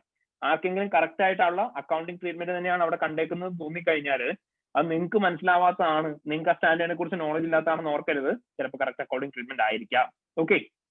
ഓൾറൈറ്റ്. അതുപോലെ തന്നെ മെറ്റീരിയാലിറ്റി കാൽക്കുലേറ്റ് ചെയ്യുമ്പോഴേ എപ്പോഴും പ്രോഫിറ്റിന്റെ ബേസിസിൽ ആദ്യം മെറ്റീരിയാലിറ്റി കാൽക്കുലേറ്റ് ചെയ്യാം കേട്ടോ. കാരണം പ്രോഫിറ്റിന്റെ ബേസിസിൽ മെറ്റീരിയാലിറ്റി കാൽക്കുലേറ്റ് ചെയ്തിട്ട് അത് ഇമ്മെറ്റീരിയൽ ആണെന്നുണ്ടെങ്കിൽ ബേസിക്കലി ടോട്ടൽ അസറ്റിന്റെ ഒക്കെ ബേസിസിലും ഇമ്മെറ്റീരിയൽ തന്നെയായിരിക്കും. കാരണം എന്താണെന്ന് വെച്ചാൽ യൂഷ്വലി പ്രോഫിറ്റ് ആണ് ഏറ്റവും ചെറിയ എമൗണ്ട്. അപ്പൊ ഈ ഏറ്റവും ചെറിയ എമൗണ്ടിന്റെ ബേസിസിൽ നിങ്ങൾ കാൽക്കുലേറ്റ് ചെയ്ത് നോക്കിയിട്ട് പോലും മെറ്റീരിയൽ അല്ല എന്നുണ്ടെങ്കിൽ ഡെഫിനറ്റ്ലി വലിയ എമൗണ്ടിന്റെ ബേസിസ് നോക്കിയ മെറ്റീരിയൽ ആയിരിക്കുമോ? അല്ല. അപ്പൊ അതുകൊണ്ട് തന്നെ നിങ്ങൾക്ക് തന്നേക്കുന്ന എലമെന്റ്സിന്റെ അകത്ത് ഏറ്റവും ചെറിയ എലമെന്റ് ബേസിസിൽ ആദ്യമേ കാൽക്കുലേറ്റ് ചെയ്ത് നോക്കുക. എന്നിട്ട് നിങ്ങൾ അപ്രോക്സിമേറ്റ് ചെയ്താൽ മതി, ടൈം ഇല്ലാന്നുണ്ടെങ്കിൽ കേട്ടോ. Okay, alright. അപ്പൊ ഇത്രയാണ് പ്രൈമറി ആയിട്ട് matters to be concerned area ഉള്ളത്. അപ്പൊ ഏതൊക്കെയാണ് നമ്മൾ പറഞ്ഞ്? Matters to be concern, further action, further procedure, matters to be concern, discussion with the management, matters to be concern, audit evidence. ഇത്രയും നമ്മൾ പറഞ്ഞു. ഇനി അഡീഷണലി ഇവിടെ വരാൻ പോകുന്ന matters to be concerned area ആണ് matters to be considered before accepting an engagement. ഒരു engagement accept ചെയ്യുന്നതിന് മുന്നേ എന്തൊക്കെ മാറ്റേഴ്സ് നിങ്ങളോട് കൺസിഡർ ചെയ്യണം എന്ന് ചോദിക്കും. അപ്പൊ matters to be considered before accepting an engagement നിങ്ങളുടെ അടുത്ത് ചോദിച്ചു കഴിഞ്ഞാൽ അവിടെ എന്തൊക്കെ മാറ്റേഴ്സ് ആയിരുന്നു നമ്മൾ പറയേണ്ടത്? ഒന്ന് പറഞ്ഞേ വേഗം മക്കളെ, പറഞ്ഞേ. എന്തൊക്കെ മാറ്റേഴ്സ് ആയിരുന്നു നമ്മൾ ഒരു എൻഗേജ്മെന്റ് അക്സെപ്റ്റ് ചെയ്യുന്നതിന് മുന്നേ നമ്മൾ കൺസിഡർ ചെയ്യേണ്ടത്? Resources. റിസോഴ്സസ്. ഓക്കെ, പിന്നെ Risk. Fees. client. Fees. പിന്നെ Competence. Professional clearance, competence, okay, money ലോണ്ടറിങ്ങിനോട് possibility, resources, management integrity of client, fees acceptable ആണെന്ന് നോക്കുക, അല്ലേ, ഇൻഡിപെൻഡൻസ് നോക്കുക. ഇതൊക്കെയാണ് നമ്മൾ പറയേണ്ടത് മക്കളെ. അപ്പൊ എപ്പോഴും ഒരു കാര്യം ഓർത്തോണം കേട്ടോ. Factors to be considered before accepting an engagement. What all are the factors to be considered before accepting dash engagement എന്ന് പറഞ്ഞ് ചോദിക്കും. നിങ്ങളൊരു എൻഗേജ്മെന്റ് അക്സെപ്റ്റ് ചെയ്യുന്നതിന് മുന്നേ നിങ്ങൾ ഈ ഫാക്ടേഴ്സ് ഒക്കെ ആയിരിക്കും കൺസിഡർ ചെയ്യുക. നമ്മൾ പഠിച്ചതാണ്. ഒരു കാരണവശാലും ഈ ഫാക്ടർ നേരെ എഴുതി വിടരുത്. സിനാരിയോ വായിക്കുക. സിനാരിയോ ബേസ്ഡ് ആയിട്ട് മാത്രമേ factors to be considered before accepting an engagement എഴുതാവുള്ളൂ. അതായത് ഇപ്പൊ നിങ്ങളുടെ ക്വസ്റ്റ്യൻ്റെ അത് പറഞ്ഞേക്കാണ്, കമ്പനി എന്ന് പറയുന്നത് മോർ ദാൻ 50 സബ്സിഡറീസ് ഉള്ള കമ്പനിയാണ്, അല്ലെങ്കിൽ 20 സബ്സിഡറീസ് ഉള്ള കമ്പനിയാണ് എന്ന് പറയാണ്. അപ്പൊ നമുക്ക് എന്ത് പറയാം? മോർ ദാൻ 20 സബ്സിഡറീസ് ഉള്ള കമ്പനി ആണെന്നുണ്ടെങ്കിൽ ഓട്ടോമാറ്റിക്കലി ഹൈലി കോംപ്ലക്സ് ആയിരിക്കും അവരുടെ consultation process. So risk involve ആയിരിക്കുന്ന ഭയങ്കര ഹൈ ആണ്. സോ ഇത്രയും കോംപ്ലക്സ് ആയിട്ടുള്ള റിസ്ക് ഉള്ള വർക്ക് എടുക്കാനായിട്ടുള്ള കേപ്പബിലിറ്റി നമുക്കുണ്ടോ എന്നുള്ള കാര്യം കൺസിഡർ ചെയ്യാൻ പറയണം. അതിന്റെ റിസ്ക് അക്സെപ്റ്റബിൾ ആണെന്നുണ്ടെങ്കിൽ മാത്രമേ നമ്മൾ എൻഗേജ്മെന്റ് അക്സെപ്റ്റ് ചെയ്യാൻ പാടുള്ളൂ എന്ന് പറയാം. മനസ്സിലായോ? അങ്ങനെയാണ് നമ്മൾ റിസ്ക് എന്നുള്ള പോയിന്റ് യൂസ് ചെയ്യുന്നത്. ക്ലിയർ ആയോ? ഓക്കെ, ക്വസ്റ്റനിൽ പറഞ്ഞേക്കാണ് പെർഫോമൻസ് ബേസ്ഡ് ആണ് പേയ്മെന്റ്, അല്ലെങ്കിൽ പെർസെന്റേജ് ബേസിലാണ് പേയ്മെന്റ്, കണ്ടിജന്റ് ബേസിസിലാണ് പേയ്മെന്റ്, അല്ലെങ്കിൽ നിങ്ങളോട് പറയണം നിങ്ങൾക്ക് പേയ്മെന്റ് വളരെ കുറച്ചാണ് കൂട്ടി ചെയ്തേക്കുന്നത്. ഇങ്ങനെയൊക്കെ പറഞ്ഞാൽ നിങ്ങൾ എന്ത് പറയണം? ഓഡിറ്റ് ഫീസിനെ കൺസിഡർ ചെയ്യണം എന്ന് പറയാം. എന്നിട്ട് നിങ്ങൾ എന്ത് പറയാം? ഓഡിറ്റ് ഫീസ് കൺസിഡർ ചെയ്യണം. അക്സെപ്റ്റബിൾ ലെവൽ ഓഫ് വർക്കിനുള്ള അക്സെപ്റ്റബിൾ ലെവൽ ഓഫ് ഫീസ് ആണോ നമുക്ക് അവർ പ്രൊവൈഡ് ചെയ്യുന്നത് എന്നുള്ള കാര്യം നോക്കുക. നമുക്ക് എത്രയാണ് ഈ ഓഡിറ്റിന് വേണ്ടിയിട്ട് കോസ്റ്റ് ആവുന്നത്, ആ കോസ്റ്റ് റിക്കവർ ചെയ്യാൻ പറ്റുന്ന ഫീസ് ആണോ ഇവർ പേ ചെയ്യുന്നത് എന്നുള്ള കാര്യം നോക്കുക. അപ്പൊ ഈ കാര്യങ്ങളൊക്കെയാണ് നമ്മൾ കൺസിഡർ ചെയ്യേണ്ടത്. ദെൻ ക്ലയന്റ് കഴിഞ്ഞ 2 വർഷമായിട്ട് ഫ്രോഡ് ചെയ്തിട്ടുണ്ട്, ക്ലയന്റിന്റെ ഇന്റേണൽ കൺട്രോൾസ് വീക്ക് ആണ്, ഫ്രോഡ് ഭയങ്കര ഹൈ ആണ് ക്ലയന്റിന് എന്നൊക്കെ പറഞ്ഞിട്ടുണ്ട്. അപ്പൊ നമ്മൾ എന്ത് പറയണം? Reputation of the client consider ചെയ്യണം എന്ന് പറയാം. ആ ക്ലയന്റിന്റെ റെപ്യൂട്ടേഷൻ മോശമാണെങ്കിൽ ഓട്ടോമാറ്റിക്കലി ഓഡിറ്റേഴ്സ് ആയ നമ്മുടെ റെപ്യൂട്ടേഷൻ അഫക്റ്റഡ് ആവാം. സോ ഈ റെപ്യൂട്ടേഷൻ ഇഷ്യൂസ് നമ്മളെ അഫക്ട് ചെയ്യുമോ എന്നുള്ള കാര്യം കൺസിഡർ ചെയ്യണം എന്ന് പറയാം. ഇനി പ്രീവിയസ് ഇയറിലെ ഓഡിറ്റ് റിപ്പോർട്ട് മോഡിഫൈഡ് ആയിരുന്നു, പ്രീവിയസ് ഇയറിൽ ഫുള്ള് പ്രശ്നങ്ങളായിരുന്നു എന്നൊക്കെ പറഞ്ഞിട്ടുണ്ട്. അപ്പൊ നിങ്ങൾ എന്ത് ചെയ്യണം? പ്രൊഫഷണൽ ക്ലിയറൻസ് ഒബ്ടൈൻ ചെയ്യാൻ പറയാം. പ്രീവിയസ് ഇയർ ഓഡിറ്ററുമായിട്ട് നിങ്ങൾ സംസാരിക്കണം എന്ന് പറയാം. പ്രീവിയസ് ഇയർ ഓഡിറ്ററുമായിട്ടുള്ള ഡിസ്കഷന് ശേഷം മാത്രമേ എൻഗേജ്മെന്റ് അക്സെപ്റ്റ് ചെയ്യാൻ പാടുള്ളൂ എന്ന് പറയാം. ഒരു സ്പെസിഫിക് ഇൻഡസ്ട്രിയിൽ ഓപ്പറേറ്റ് ചെയ്യുന്ന ക്ലയന്റ് ആണ്, ക്ലയന്റ് ഫോറിൻ കൺട്രിയിൽ ലിസ്റ്റ് ചെയ്യാൻ പോവാണ്, ക്ലയന്റ് അത് ചെയ്യാൻ പോവാണ്, ഇത് ചെയ്യാൻ പോവാണ് എന്നൊക്കെ പറഞ്ഞിട്ടുണ്ട്. അങ്ങനെയാണ് നിങ്ങൾ എന്ത് പറയാ? നിങ്ങൾക്ക് ക്ലയന്റ് ചെയ്യുന്ന കാര്യങ്ങളെ കുറിച്ചൊക്കെ ആഡിക്വേറ്റ് എമൗണ്ട് ഓഫ് നോളജ് ഉണ്ടോ, നിങ്ങൾക്ക് പ്രൊഫഷണൽ കോമ്പീറ്റൻസ് ഉണ്ടോ എന്നുള്ളത് കൺസിഡർ ചെയ്യാൻ പറയാം. ദെൻ നിങ്ങൾ ഓൾറെഡി ഈ ക്ലയന്റിന് വേറെ എന്തെങ്കിലും വർക്ക് കൊടുക്കുന്നുണ്ടെന്ന് പറയാം. അങ്ങനെയാണ് നിങ്ങളുടെ ഇൻഡിപെൻഡൻസ് അല്ലെങ്കിൽ ഒബ്ജക്ടിവിറ്റി അഫക്റ്റഡ് ആവോ, ത്രെഡ്സ് ടു ഒബ്ജക്ടിവിറ്റി ഉണ്ടാവാൻ ചാൻസ് ഉണ്ടോ എന്നുള്ള കാര്യങ്ങൾ കൺസിഡർ ചെയ്യാൻ പറയാം. അപ്പൊ ഈ കാര്യങ്ങളെല്ലാം കൺസിഡർ ചെയ്തിട്ട് മാത്രമായിരിക്കും ഒരു എൻഗേജ്മെന്റ് നമ്മൾ അക്സെപ്റ്റ് ചെയ്യുക. പറഞ്ഞു മനസ്സിലായോ? പറഞ്ഞു മനസ്സിലായോ എല്ലാവർക്കും? Okay, so these are the factors that we need to consider before accepting an engagement. പക്ഷേ ഇത് നമുക്ക് എഴുതാൻ പറ്റുന്നത് ഒരു ഓഡിറ്റ് എൻഗേജ്മെന്റിന്റെയും അഷുറൻസ് എൻഗേജ്മെന്റിന്റെയും കേസിലൊക്കെ ഇത് എഴുതാൻ പറ്റും. പക്ഷെ നിങ്ങൾ നോക്കണം, ഈ പർട്ടിക്കുലർ എൻഗേജ്മെന്റ് എന്ന് പറയുന്നത് ഒരു PFIയുടെ എൻഗേജ്മെന്റ് ആണോ, അതായത് ഫോർകാസ്റ്റഡ് ഫിനാൻഷ്യൽ സ്റ്റേറ്റ്മെന്റ്സ് ആണോ നിങ്ങൾ ഓഡിറ്റ് ചെയ്യാൻ പോകുന്നത്, ബഡ്ജറ്റ്സ് ആണോ നിങ്ങൾ ഓഡിറ്റ് ചെയ്യാൻ പോകുന്നത്? ഇൻ കേസ് അങ്ങനെ നിങ്ങൾ ഫോർകാസ്റ്റ് അല്ലെങ്കിൽ ബഡ്ജറ്റ് ആണ് ഓഡിറ്റ് ചെയ്യാൻ പോകുന്നുണ്ടെങ്കിൽ നിങ്ങൾ എന്താ അവിടെ കൺസിഡർ ചെയ്യേണ്ടത്? ബിഫോർ അക്സെപ്റ്റിംഗ് എൻഗേജ്മെന്റ് മാൻഡേറ്ററി ആയിട്ട് ISAE 3400 പ്രകാരം ഈ ഫാക്ടേഴ്സ് ആയിരിക്കണം നമ്മൾ കൺസിഡർ ചെയ്യേണ്ടത്. എന്തൊക്കെ ഫാക്ടേഴ്സ് ആണ്? ഇന്റൻഡഡ് യൂസ് ഓഫ് ഇൻഫർമേഷൻ എന്താണ്, ദെൻ ജനറൽ ഡിസ്ട്രിബ്യൂഷന് വേണ്ടിയിട്ടാണോ, സ്പെസിഫിക് ഡിസ്ട്രിബ്യൂഷന് വേണ്ടിയിട്ടാണോ, നേച്ചർ ഓഫ് അസംഷൻസ് എന്തൊക്കെയാണ് ഇവിടെ എടുത്തേക്കുന്നത്, എലമെന്റ്സ് എന്തൊക്കെയാണ് ഇൻക്ലൂഡ് ചെയ്തേക്കുന്നത്, എത്ര പീരീഡ് ആണ് കവർ ചെയ്തേക്കുന്നത്, ഈ ഫാക്ടേഴ്സ് ആണ് നിങ്ങൾ കൺസിഡർ ചെയ്യേണ്ടത്. പറഞ്ഞു മനസ്സിലായോ? അപ്പൊ ഈ ഫാക്ടേഴ്സ് കൺസിഡർ ചെയ്തിട്ടായിരിക്കണം നിങ്ങൾ PFIയുടെ എൻഗേജ്മെന്റ് അക്സെപ്റ്റ് ചെയ്യേണ്ടത്. അപ്പം ഈ പോയിന്റ്സ് എല്ലാവരും നോട്ട് ചെയ്ത് വെക്കുക കേട്ടോ. അപ്പം ഈ പോയിന്റ്സ് പ്ലസ് PFIയുടെ കേസ് ജനറൽ പോയിന്റ്സും കൂടെ നമ്മൾ കൺസിഡർ ചെയ്യും. അപ്പൊ ഇത് കൺസിഡർ ചെയ്തിട്ടായിരിക്കും PFIയുടെ എൻഗേജ്മെന്റ്സ് നമ്മൾ എടുക്കുന്നുണ്ടാവുക. പറഞ്ഞ മനസ്സിലായോ എല്ലാവർക്കും? മനസ്സിലായോ? ഓക്കെ. അപ്പൊ ഇപ്പൊ നമ്മൾ പറഞ്ഞ എന്തായിരുന്നു? Matters to be considered before accepting an engagement ആണ്. നേച്ചർ ഓഫ് അസംപ്ഷൻ എന്താ സാറേ? ചോദിക്കോ? Nature of assumption nature of assumptions വെച്ചാൽ ഇത്രയേ ഉള്ളൂ. അതായത് ഇവർ ഈ ഫോർകാസ്റ്റ് അല്ലെങ്കിൽ ബഡ്ജറ്റ്സ് പ്രിപ്പയർ ചെയ്യുന്ന സമയത്ത് പലതരത്തിലുള്ള അസംപ്ഷൻസ് എടുത്തിട്ടുണ്ടാവില്ലേ? ഈ അസംപ്ഷൻ എന്ന് പറയുന്നത് ഒന്നെങ്കിൽ എന്തായിരിക്കും? ഫോർകാസ്റ്റ് ആയിരിക്കും, അല്ലെങ്കിൽ പ്രൊജക്ഷൻ ആയിരിക്കും. ഫോർകാസ്റ്റ് എന്ന് പറഞ്ഞാൽ റീസണബിൾ ആയിട്ടുള്ള അസംപ്ഷൻസിന്റെ ബേസിസിൽ എടുക്കുന്നതാണ് ഫോർകാസ്റ്റ്. പ്രൊജക്ഷൻ എന്ന് പറഞ്ഞാലോ ഹൈലി അൺറീസണബിൾ ആയിട്ടുള്ള ഹൈപ്പോത്തറ്റിക്കൽ അസംപ്ഷൻസ് ഒക്കെ യൂസ് ചെയ്തിട്ടായിരിക്കും പ്രൊജക്ഷൻ എടുക്കുക. ലിറ്ററലി പറഞ്ഞ മീനിങ് ആയിട്ട് ഇത്രയേ ഉള്ളൂ. നമ്മൾ നേച്ചർ ഓഫ് അസംപ്ഷൻസ് എന്തിനാണ് കൺസിഡർ ചെയ്യുന്നത് ചോദിച്ചാൽ നമ്മൾ റീസണബിൾ ആയിട്ടുള്ള അസംപ്ഷൻസ് ആണോ ഇവർ എടുത്തേക്കുന്നത്, അതോ ഹൈലി കോംപ്ലക്സ് അസംപ്ഷൻസ് അല്ലെങ്കിൽ അൺറീസണബിൾ ആയിട്ടുള്ള അസംപ്ഷൻസ് ആണോ എടുത്തേക്കുന്നത് എന്നുള്ള കാര്യം നോക്കണം. അൺറീസണബിൾ ആയിട്ടുള്ള അസംപ്ഷൻസ് ആണ് ഇവർ എടുത്തേക്കുന്നുണ്ടെങ്കിൽ നമ്മൾ എൻഗേജ്മെന്റ് അക്സെപ്റ്റ് ചെയ്യേണ്ട. മനസ്സിലായോ? അതാണ് നേച്ചർ ഓഫ് അസംപ്ഷൻസ്. ക്ലിയർ ആയോ? ക്ലിയർ ആയോ? ഓക്കെ. അപ്പൊ നമ്മൾ ഇത്രയും പറഞ്ഞ എന്തായിരുന്നു? These were the matters to be considered before accepting an engagement. Well, you will also get a question to figure out all the matters that you need to consider before agreeing the terms of an engagement. ഒരു എൻഗേജ്മെന്റിന് terms agree ചെയ്യുന്നതിന് മുന്നേ നിങ്ങൾ എന്തൊക്കെ factors consider ചെയ്യുമെന്ന് ചോദിക്കും.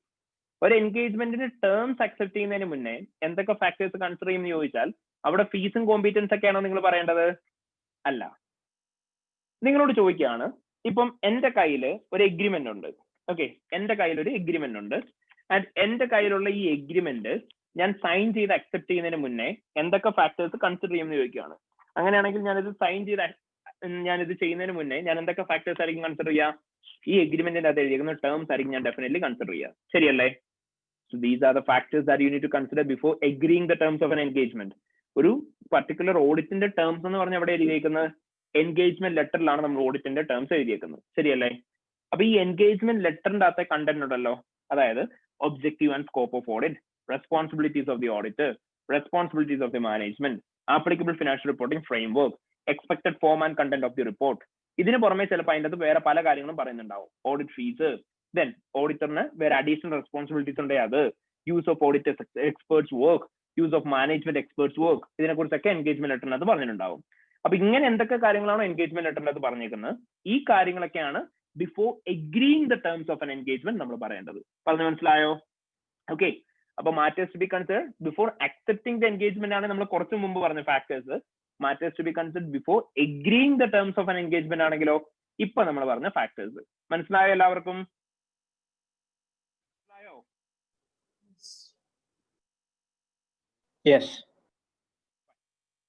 Alright. അപ്പൊ ഇത്രയാണ് നമ്മുടെ മാറ്റേഴ്സ് ടു ബി കൺസിഡർഡ് എന്ന് പറയുന്ന ഏരിയ വരിക.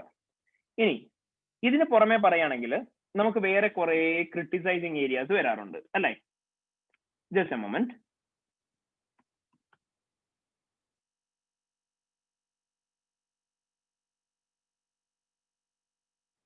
ഓക്കെ, നമ്മൾ ചെയ്ത ക്വസ്റ്റ്യൻ ആയിരുന്നത് ആഡ് ഗ്രൂപ്പ്. ഓർമ്മയുണ്ട് എന്ന് വിചാരിക്കുന്നു. അതായത് it is nothing but you will get a question to criticise the auditors report. നിങ്ങളോട് ഓഡിറ്റേഴ്സ് റിപ്പോർട്ട് അല്ലെങ്കിൽ അഷുറൻസ് റിപ്പോർട്ട് ക്രിട്ടിസൈസ് ചെയ്യാൻ പറഞ്ഞിട്ട് ക്വസ്റ്റ്യൻസ് വരും. സോ നിങ്ങൾക്ക് ഒരു സിനാരിയോ തന്നിട്ടുണ്ടാവും. ആ സിനാരിയോയെ ബേസ് ചെയ്ത് നിങ്ങൾക്ക് ഒരു ഓഡിറ്റ് റിപ്പോർട്ട് തന്നിട്ടുണ്ടാവും. ആൻഡ് ഈ തന്നേക്കുന്ന ഓഡിറ്റ് റിപ്പോർട്ട് നിങ്ങളോട് ക്രിട്ടിസൈസ് ചെയ്യാൻ പറയും. അപ്പൊ ഈ ഓഡിറ്റ് റിപ്പോർട്ട് ക്രിട്ടിസൈസ് ചെയ്യുന്ന സമയത്ത് നിങ്ങൾ കുറെ കാര്യങ്ങൾ കൺസിഡർ ചെയ്യണമെന്ന് ഞാൻ പറഞ്ഞിരുന്നു. ഓർമ്മയുണ്ടോ? എന്തൊക്കെയാ കൺസിഡർ ചെയ്യണം എന്ന് പറഞ്ഞ്? ആദ്യമേ സിനാരിയോ നല്ലപോലെ വായിച്ചു നോക്കുക. ആ സിനാരിയോനെ ബേസ് ചെയ്ത് എന്ത് ഒപ്പീനിയൻ ആണ് കൊടുക്കേണ്ടത് എന്നുള്ള കാര്യം ആദ്യമേ പറയുക. ഏത് ഒപ്പീനിയൻ ആണ് കൊടുക്കേണ്ടത് എന്നുള്ള കാര്യം നിങ്ങൾ പറഞ്ഞു കഴിഞ്ഞാൽ അടുത്തായിട്ട് നിങ്ങൾ ചെയ്യേണ്ടത് എന്താ? നിങ്ങൾ നെക്സ്റ്റ് പറയേണ്ടത് ആ ഒപ്പീനിയൻ ഇതിൻ്റെ അകത്ത് കറക്റ്റ് ആയിട്ടാണോ കൊടുത്തേക്കുന്നത് എന്നുള്ള കാര്യം നോക്കണം. ദെൻ രണ്ടാമതായിട്ട് നിങ്ങൾ ഇവിടെ കൊടുത്തേക്കുന്ന ഒപ്പീനിയനും ബേസിസ് ഓഫ് ഒപ്പീനിയനും ഹെഡിങ്സ് പ്രോപ്പർ ആണെന്നുള്ള കാര്യം നോക്കുക. ദെൻ മൂന്നാമതായിട്ട് എന്തെങ്കിലും അൺപ്രൊഫഷണൽ വേർഡിങ് യൂസ് ചെയ്തിട്ടുണ്ടോ എന്നുള്ള കാര്യം നോക്കുക. ദെൻ മിസ്റ്റേറ്റ്മെന്റ്സ് ഒക്കെ പ്രോപ്പർലി ക്വാണ്ടിഫൈ ചെയ്തിട്ടുണ്ടോ, എത്രയാണ് മിസ്റ്റേറ്റ്മെന്റ് എന്നുള്ള കാര്യം പറഞ്ഞിട്ടുണ്ടോ ബേസിസ് ഓഫ് ഒപ്പീനിയന്റെ അകത്ത് എന്നുള്ള കാര്യം നോക്കുക. ദെൻ അൺപ്രൊഫഷണൽ വേർഡിങ്സിന്റെ യൂസേജ് നോക്കുക. ദെൻ IFRS അങ്ങനെ എന്തെങ്കിലും അബ്രിവിയേഷൻസ് യൂസ് ചെയ്തിട്ടുണ്ടോ എന്നുള്ള കാര്യം നോക്കുക. റെലവൻറ്റ് സ്റ്റാൻഡേർഡ് എന്നൊക്കെയാണ് പറഞ്ഞിരിക്കുന്നത്, അതോ സ്റ്റാൻഡേർഡിന്റെ പേര് മെൻഷൻ ചെയ്തിട്ടുണ്ടോ എന്നുള്ള കാര്യം നോക്കുക. ഇങ്ങനെ എംഫസിസ് ഓഫ് മാറ്റർ പാരഗ്രാഫ് എന്തെങ്കിലും ഇൻക്ലൂഡ് ചെയ്തിട്ടുണ്ടെങ്കിൽ ആ എംഫസിസ് ഓഫ് മാറ്റർ പാരഗ്രാഫ് ഒക്കെ ഇൻക്ലൂഡ് ചെയ്തേക്കുന്ന കറക്റ്റ് ആയിട്ടുള്ള പേർപ്പസിന് വേണ്ടിയിട്ട് തന്നെയാണോ നോക്കുക. അപ്പൊ ഈ കാര്യങ്ങളായിരിക്കും ബേസിക്കലി നമ്മൾ എന്ത് ചെയ്യുന്നുണ്ടാവുക, മാറ്റേഴ്സ് ടു ബി കൺസിഡർ ആയിട്ട് പറയേണ്ടത് ഇവിടെ. മനസ്സിലായോ? ഓക്കെ. അപ്പം ഇതിന്റെയും ക്വസ്റ്റ്യൻസ് നമ്മൾ ഓൾറെഡി പ്രാക്ടീസ് ചെയ്തതാണ്, ഓർമ്മയുണ്ട് എന്ന് വിചാരിക്കുന്നു. ഇല്ലാന്നുണ്ടെങ്കിൽ എഗെയിൻ നോക്കി നോക്കുക. ഡേ 3 നമ്മൾ ഇത് പ്രാക്ടീസ് ചെയ്തിട്ടുണ്ട്. ഓക്കെ, ഒരിക്കൽ പറഞ്ഞുതരാം എന്തൊക്കെ ഫാക്ടേഴ്സ് നമ്മൾ കൺസിഡർ ചെയ്യേണ്ടത്. ഒന്ന്, ഹെഡിങ്സ് കറക്റ്റ് ആണോ നോക്കുക, ഒപ്പീനിയൻസ് കറക്റ്റ് ആണോ നോക്കുക, അൺപ്രൊഫഷണൽ വേർഡിംഗ് എന്തെങ്കിലും യൂസ് ചെയ്തിട്ടുണ്ടോ, we do not think that, proven conclusively, അല്ലെങ്കിൽ ഫിനാൻസ് ഡയറക്ടറിന്റെ പേര് പറയുന്നു, അങ്ങനെ എന്തെങ്കിലും കാര്യങ്ങൾ പറഞ്ഞിട്ടുണ്ടോ, അൺപ്രൊഫഷണൽ വേർഡിങ്. ദെൻ ഈ പർട്ടിക്കുലർ മിസ്റ്റേറ്റ്മെന്റ് നമ്മൾ ക്വാണ്ടിഫൈ ചെയ്തിട്ടുണ്ടോ, ദെൻ IFRS അല്ലെങ്കിൽ അബ്രിവിയേഷൻസ് യൂസ് ചെയ്തിട്ടുണ്ടോ, സ്റ്റാൻഡേർഡ്സിന്റെ പേര് പ്രോപ്പർലി കോട്ട് ചെയ്തിട്ടുണ്ടോ, എംഫസിസ് ഓഫ് മാറ്റർ പാരഗ്രാഫ് ഒക്കെ ഇൻക്ലൂഡ് ചെയ്തേക്കുന്ന കറക്റ്റ് പർപ്പസിന് വേണ്ടിയിട്ട് തന്നെയാണോ, ഈ കാര്യങ്ങളൊക്കെയാണ് നമ്മൾ കൺസിഡർ ചെയ്യേണ്ടത്. മനസ്സിലായോ? ഓക്കെ. ദെൻ ഇത് കഴിഞ്ഞു കഴിഞ്ഞാൽ സെയിം ലൈക്ക് ദിസ് നമ്മളോട് ചോദിക്കാൻ ചാൻസ് ഉള്ള വേറൊരു ക്വസ്റ്റ്യൻ ആണ്, ഇപ്പം റോക്കറ്റ് കമ്പനി എന്ന് പറഞ്ഞൊരു ക്വസ്റ്റ്യൻ നമ്മൾ ചെയ്തിരുന്നു. അതായത് നിങ്ങളോട് നിങ്ങളുടെ ഈ PFIയുടെ റിപ്പോർട്ടിനെ ക്രിട്ടിസൈസ് ചെയ്യാൻ പറഞ്ഞു വരും. ഞാൻ അന്ന് പറഞ്ഞു തന്നൊരു കാര്യമാണ്, ഓഡിറ്റ് റിപ്പോർട്ടാണ് നിങ്ങളോട് ക്രിട്ടിസൈസ് ചെയ്യാൻ പറയുന്നുണ്ടെങ്കിൽ ഫുൾ ഫ്ലെഡ്ജ്ഡ് ഓഡിറ്റ് റിപ്പോർട്ട് നിങ്ങൾക്ക് തരില്ല. പകരം നിങ്ങൾക്ക് ഓഡിറ്റ് റിപ്പോർട്ടിന്റെ ഒരു ഡ്രാഫ്റ്റ് മാത്രമായിരിക്കും തരിക. ആൻഡ് തന്നേക്കുന്ന ഡ്രാഫ്റ്റ് മാത്രം നിങ്ങൾ ക്രിട്ടിസൈസ് ചെയ്താൽ മതി. However, if you are getting A question on the prospective financial information, ആ ഒരു സിറ്റുവേഷൻ നിങ്ങളോട് ചോദിക്കുന്നുണ്ടാവും എന്തായിരിക്കും, ഫുൾ ഫ്ലെഡ്ജ്ഡ് ആയിട്ടുള്ള PFI റിപ്പോർട്ട് തരും. ആ ഫുൾ ഫ്ലെഡ്ജ്ഡ് ആയിട്ടുള്ള PFI റിപ്പോർട്ട് തന്നെയായിരിക്കും നിങ്ങളോട് ക്രിട്ടിസൈസ് ചെയ്യാൻ പറയാം. അങ്ങനെയാണ് നിങ്ങളോട് ക്വസ്റ്റ്യൻ വരുന്നുണ്ടെങ്കിൽ നിങ്ങൾ ആദ്യമേ ചെയ്യേണ്ട കാര്യം എന്താണെന്ന് വെച്ചാൽ ഇത്രയേ ഉള്ളൂ. നിങ്ങളുടെ PFIയുടെ റിപ്പോർട്ട്സ് ഉണ്ടല്ലോ, PFIയുടെ റിപ്പോർട്ടിംഗ് നമ്മൾ പഠിച്ചിരുന്നു. ഈ PFIയുടെ റിപ്പോർട്ടിംഗ് ഫുള്ള് വായിച്ചു നോക്കുക. PFIയുടെ റിപ്പോർട്ടിംഗിന് കറസ്പോണ്ടിങ് ആയിട്ട് എന്തൊക്കെയാണ് പറയേണ്ടതെന്നുള്ള കാര്യം കൂടി നോക്കുക. I will just show you the reporting of PFI. Just a moment.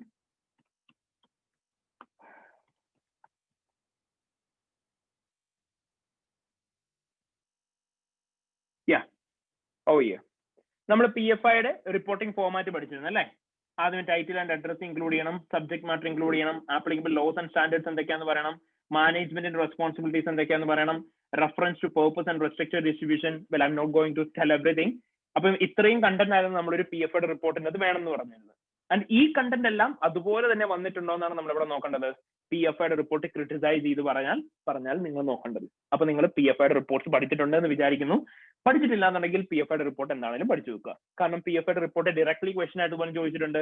അപ്പൊ ചോദിച്ചാൽ ഈസിലി നമുക്ക് മാർക്ക് സ്കോർ ചെയ്യാൻ പറ്റുന്ന രീതിയാണ്. അപ്പോൾ PFI റിപ്പോർട്ടിന്റെ ബേസിസ് തന്നെയാണോ റിപ്പോർട്ട് പ്രൊവൈഡ് ചെയ്തേക്കുന്ന കാര്യം എല്ലാവരും ക്ലിയർ ആയിട്ട് നോക്കുക. Okay. Then in addition to this നിങ്ങൾക്ക് വേറെയും ക്വസ്റ്റ്യൻസ് വരാം. Well, you might have already learn the theory for advertising. As an auditor advertise ചെയ്യുന്ന സമയത്ത് നമുക്ക് എന്തൊക്കെ റെഗുലേഷൻസ് ആണുള്ളത് എന്നുള്ള കാര്യം നമ്മൾ പഠിച്ചിട്ടുണ്ട്.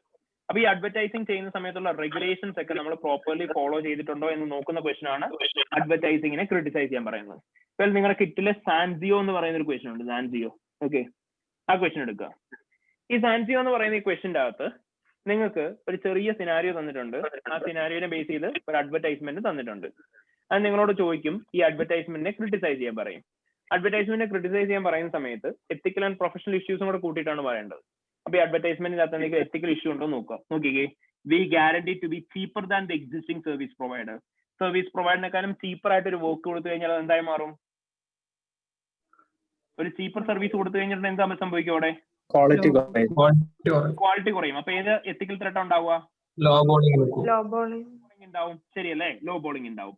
Same as that. നോക്കിക്കേ, we are offering free business advice to all new audit clients. എല്ലാ പുതിയ ഓഡിറ്റ് ക്ലയന്റിനും ബിസിനസ് അഡ്വൈസ് നമ്മൾ തരാമെന്ന് പറയുന്നു. ബിസിനസ് അഡ്വൈസ് ഓഡിറ്റ് ക്ലയന്റിന് കൊടുത്തു കഴിഞ്ഞാൽ അവിടെ എന്ത് സംഭവിക്കും? സെൽഫ് റിവ്യൂ ത്രെട്ട് ഉണ്ടാവും. ശരിയല്ലേ?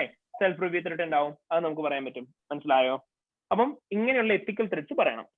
ഇതിനും പുറമെ എന്തൊക്കെയാണ് അഡ്വർടൈസ്മെന്റിന്റെ അകത്ത് വരുന്നത് എന്നുള്ള കാര്യം ഞാൻ പറഞ്ഞുതരാം. ശ്രദ്ധിച്ചു കേൾക്കണം കേട്ടോ.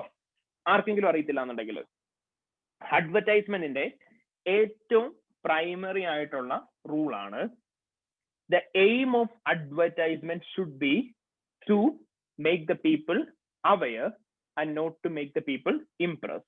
The aim of advertisement should be to inform rather than to Impress.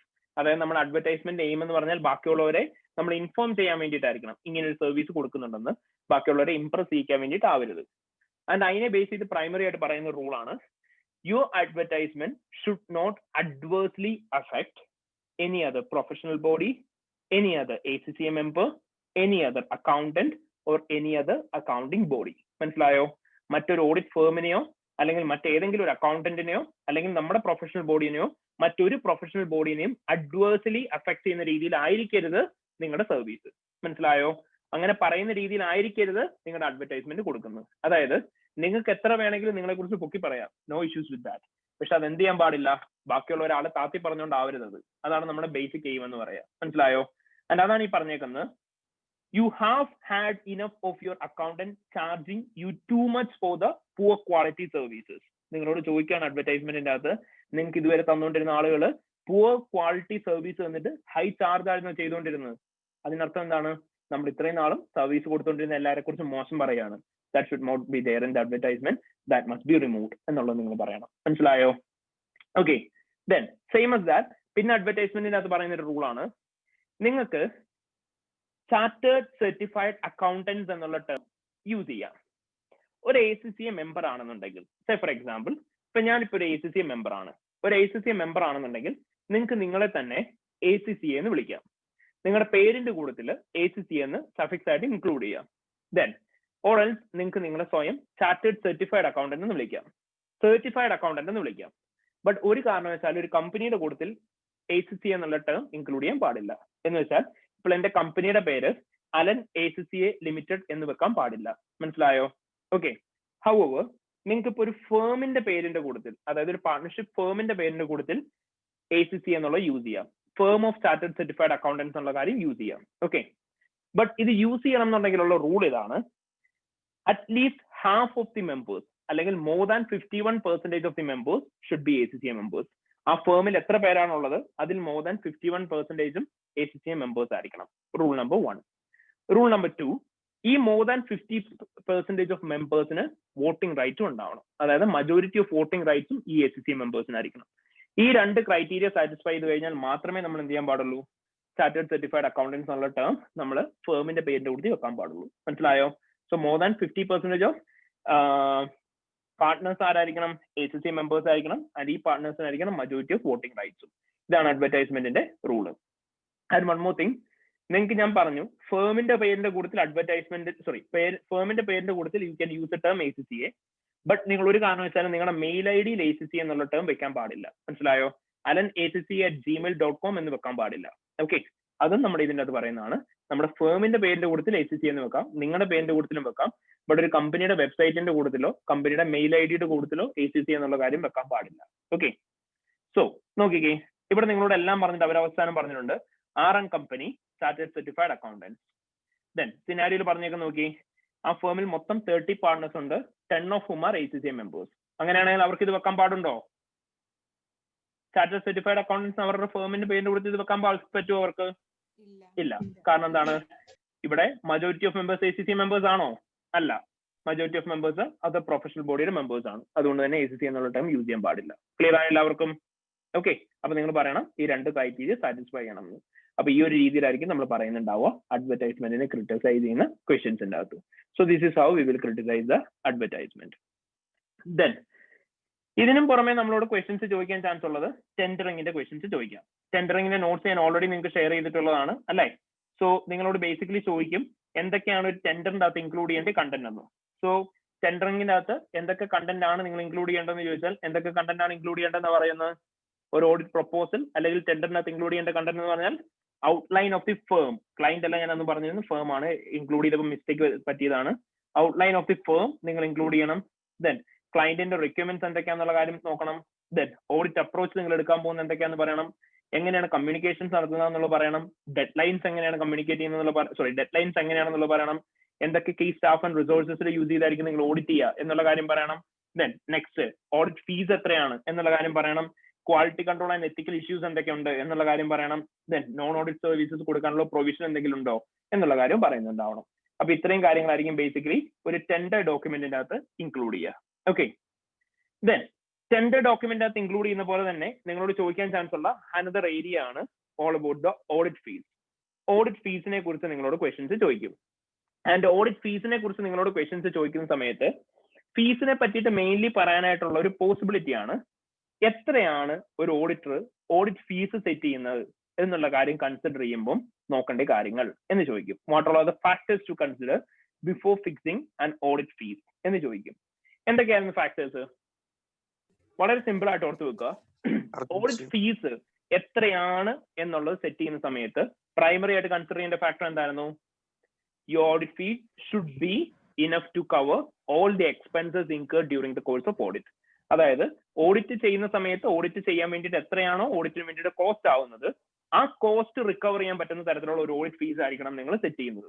You can fix any amount that is higher. പക്ഷെ നിങ്ങൾ എന്ത് ചെയ്യാൻ പാടില്ല? ഓഡിറ്റ് ഫീസ് കുറയ്ക്കാൻ പാടില്ല. ഓഡിറ്റ് ഫീസ് കുറയ്ക്കാൻ പാടില്ല എന്ന് പറയുന്നതിന് റീസൺ എന്താണ്? ബിക്കോസ് നമ്മൾ അവിടെ കൺസിഡർ ചെയ്യുന്ന ഫാക്ടർ ഇത്രയേ ഉള്ളൂ. സപ്പോസ് ഇൻ കേസ് എങ്ങാനും നിങ്ങൾ ഓഡിറ്റ് ഫീസ് കുറച്ച് കോട്ട് ചെയ്ത് കഴിഞ്ഞാൽ ഓട്ടോമാറ്റിക്കലി നിങ്ങൾ എന്ത് ചെയ്യും? അതിനനുസരിച്ച് ഓഡിറ്റിന്റെ ക്വാളിറ്റി റെഡ്യൂസ് ചെയ്യാൻ ചാൻസ് ഉണ്ട്. അങ്ങനെ ഓഡിറ്റിന്റെ ക്വാളിറ്റി കുറയാതിരിക്കാനായിട്ടാണ് നമ്മൾ പറയുന്നത് ഓഡിറ്റ് ചെയ്യുന്ന സമയത്ത് എത്രയാണോ ഓഡിറ്റ് ഫീസ് സെറ്റ് ചെയ്യുന്നത് അത് എന്തിനു വേണ്ടിയിട്ടുള്ളതായിരിക്കണം? മിനിമം നിങ്ങളുടെ കോസ്റ്റ് കവർ ചെയ്യുന്ന രീതിയിലുള്ളതായിരിക്കണം ഫീസ് സെറ്റ് ചെയ്യുന്നത്. However you can charge anything more than that. There is no issues for that. That's the first criteria. Further പറയുകയാണെങ്കിൽ നിങ്ങൾക്ക് എങ്ങനെയൊക്കെ ഓഡിറ്റ് ഫീസ് സെറ്റ് ചെയ്യാൻ പറ്റും എന്നാണ് നമ്മൾ പറഞ്ഞത്. ഒന്നെങ്കിൽ ഓൾറെഡി ക്ലയന്റുമായിട്ട് എഗ്രി ചെയ്തേക്കുന്ന ഒരു ഫീസ് നിങ്ങൾക്ക് സെറ്റ് ചെയ്യാം. അല്ലാന്നുണ്ടെങ്കിലോ യൂഷ്വലി എത്രയാണ് ഓഡിറ്റേഴ്സ് ചാർജ് ചെയ്യാറ്, അതായത് യൂഷ്വലി നോർമലി ഒരു പർട്ടിക്കുലർ ടൈപ്പ് ഓഫ് ഓഡിറ്റിന് എത്രയാണ് ചാർജ് ചെയ്യാറ്, ബൈ കസ്റ്റം ആ എമൗണ്ട് നിങ്ങൾക്ക് ചാർജ് ചെയ്യാം. അല്ലെങ്കിലോ നിങ്ങൾ ടൈം സ്പെൻഡ് ചെയ്തേക്കുന്നതിന്റെ ബേസിസിൽ അല്ലെങ്കിൽ നിങ്ങളുടെ വർക്കിന്റെ ബേസിസിൽ നിങ്ങൾക്ക് ചാർജ് ചെയ്യാം. സോ വർക്കിന്റെ ബേസിസിലാണ് ചാർജ് ചെയ്യുന്നുണ്ടെങ്കിൽ നമുക്ക് വീണ്ടും കുറെ ഫാക്ടേഴ്സ് കൺസിഡർ ചെയ്യാം. എന്തൊക്കെയാണ്? എന്തൊക്കെ റിസോഴ്സസ് നിങ്ങൾ യൂസ് ചെയ്യുന്നു, urgency of the work, then complexity of the work, risk associated with the work, then time spend by each person, എത്ര സീനിയർ ആയിട്ടുള്ള ആളുകൾ ഇതിന്റെ അകത്ത് പാർട്ടിസിപ്പേറ്റ് ചെയ്യുന്നുണ്ട്, use of audit experts work, ഇതെല്ലാം കൺസിഡർ ചെയ്തിട്ടായിരിക്കും നമ്മൾ ഓഡിറ്റ് ഫീസ് സെറ്റ് ചെയ്യുക. ബട്ട് ഈ ഓഡിറ്റ് ഫീസ് എല്ലാം നമ്മൾ സെറ്റ് ചെയ്യുന്ന സമയത്ത് നമ്മൾ പറയുന്ന ഒരു കാര്യമാണ്, ഓഡിറ്റ് ഫീസ് ഒക്കെ സെറ്റ് ചെയ്തു, നോ ഇഷ്യൂസ്. ബട്ട് ആ ഓഡിറ്റ് ഫീസ് ഒരിക്കലും എന്താവാൻ പാടില്ല? ലോ ബോളിംഗ് ക്രിയേറ്റ് ചെയ്യാൻ പാടില്ല. 2, പെർസെന്റേജ് അല്ലെങ്കിൽ കണ്ടിജന്റ് ബേസിസിൽ ഫീസ് ആക്കാൻ പാടില്ല. ബട്ട് അവിടെ വീണ്ടും പറയുന്ന ഒരു കാര്യമുണ്ട്, but you can charge the audit fee on the basis of hours. അതായത് ഓരോ ഓഡിറ്റേഴ്സിനും വേണ്ടിയിട്ട് ഓരോ ചാർജസ് ഫിക്സ് ചെയ്യാം. സീനിയർ ഓഡിറ്റർക്ക് ഇത്രയാണ് അവർലി റേറ്റ്, ജൂനിയർ ഓഡിറ്ററിന് ഇത്രയാണ് അവർലി റേറ്റ്, ഓഡിറ്റ് മാനേജർക്ക് ഇത്രയാണ്, ഓഡിറ്റ് പാർട്ണർക്ക് ഇത്രയാണ്, എൻഗേജ്മെന്റ് പാർട്ണർക്ക് ഇത്രയാണ്, ദെൻ ഇന്റേൺസിന് ഇത്രയാണ്. എന്നിട്ട് ഓരോരുത്തർക്കും വേണ്ടിയിട്ട് ഓരോ അവേഴ്സിന് ഫീസ് സെറ്റ് ചെയ്യാം. എന്നിട്ട് time spend by each person multiplied by ഈ hours. Okay, hourly rate calculate ചെയ്യുക. ആ ടോട്ടൽ എമൗണ്ട് വേണമെങ്കിൽ ഓഡിറ്റ് ഫീസ് ആയിട്ട് ചാർജ് ചെയ്യാം. കാരണം അവിടെ നമ്മൾ കൺസിഡർ ചെയ്യുന്ന എന്താണ്? അവർലി ബേസിസിനാണ് നമ്മൾ ഫീസ് ചാർജ് ചെയ്യുന്നുണ്ടെങ്കിൽ we will never consider reducing the hours work. കാരണം നമ്മൾ അവേഴ്സ് വർക്ക് ചെയ്യുന്ന കൂട്ടത്തേ ഉള്ളൂ. കൂട്ടിക്കഴിഞ്ഞാൽ ഓട്ടോമാറ്റിക്കലി ഓഡിറ്റിന്റെ ക്വാളിറ്റിയും കൂടും. അപ്പൊ അതുകൊണ്ട് തന്നെ നമ്മൾ അവർലി ബേസിസിൽ ചാർജ് ചെയ്യുന്നതിന് പ്രശ്നമില്ല. ഓക്കെ, ആൻഡ് വെരി ഫൈനലി അവിടെ പറഞ്ഞു നിർത്തുന്നത് എങ്ങനെയാണ്? വെൽ, ഇതൊക്കെ പറയുന്നുണ്ടെന്നുണ്ടെങ്കിലും you can charge any fee that you feel as reasonable. നിങ്ങൾക്ക് റീസണബിൾ ആയിട്ട് തോന്നുന്ന എന്ത് ഫീസ് വേണമെങ്കിലും, ഫെയർ ആൻഡ് റീസണബിൾ ആയിട്ട് തോന്നുന്ന എന്ത് ഫീസ് വേണമെങ്കിലും നിങ്ങൾക്ക് ചാർജ് ചെയ്യാം. ഒരേ ഒരു കണ്ടീഷൻ മാത്രം, ഫീസ് കുറയും, ബട്ട് കുറയുന്നതിനനുസരിച്ച് ഓഡിറ്റിന്റെ ക്വാളിറ്റി റെഡ്യൂസ് ചെയ്യാൻ പാടില്ല. നിങ്ങൾ എപ്പോൾ വർക്ക് പ്രൊവൈഡ് ചെയ്താലും that should be based on professional standards, അതുപോലെ തന്നെ ലീഗൽ റെഗുലേഷന്റെയും ബേസിസിലായിരിക്കണം നിങ്ങൾ വർക്ക് പ്രൊവൈഡ് ചെയ്യുന്നത്. ഇത്രയും കാര്യങ്ങളാണ് ഓഡിറ്റ് ഫീസിന്റെ അകത്ത് പറയുന്നത്. ഓക്കെ, അപ്പൊ ഇത്രയും കാര്യങ്ങൾ കൺസിഡർ ചെയ്തിട്ട് മാത്രമേ ഓഡിറ്റ് ഫീസ് സെറ്റ് ചെയ്യാൻ പാടുള്ളൂ. Then next it's about money laundering. Money ലോണ്ടറിങ്ങിനെ കുറിച്ച് നമ്മൾ പറയാമെന്ന് പറഞ്ഞിരുന്നു അല്ലെ? മണി ലോണ്ടറിങ്ങിനെ കുറിച്ച് നമ്മൾ പറയുകയാണെന്നുണ്ടെങ്കിൽ what I mean by money laundering? എന്തായിരുന്നു മണി ലോണ്ടറിങ് എന്ന് പറഞ്ഞാൽ? What I mean by money laundering? illegal money എന്തായിരുന്നു മണി ലോണ്ടറിങ്? business illegitimate Yeah, fine, perfect. ഒരു ഇല്ലെജിറ്റിമേറ്റ് എമൗണ്ടിനെ ലെജിറ്റിമേറ്റ് എമൗണ്ട് ആക്കി കൺവേർട്ട് ചെയ്യുന്ന പ്രോസസ്സിനെയാണ് നമ്മൾ എന്തെന്ന് വിളിക്കുക? We will call it as money laundering. അല്ലെ? ഒരു ഇല്ലെജിറ്റിമേറ്റ് എമൗണ്ടിനെ ലെജിറ്റിമേറ്റ് ബിസിനസ് ആക്ടിവിറ്റി എന്ന് കാണിച്ച് എമൗണ്ട് ആക്കി മാറ്റുന്ന പ്രോസസ്സിനെയാണ് നമ്മൾ എന്തെന്ന് വിളിക്കുക? മണി ലോണ്ടറിംഗ് എന്ന് വിളിക്കുക. ആൻഡ് ഈ മണി ലോണ്ടറിംഗിന്റെ അത് ഏതൊക്കെ സ്റ്റേജസ് ഉണ്ടെന്നായിരുന്നു പറഞ്ഞത്?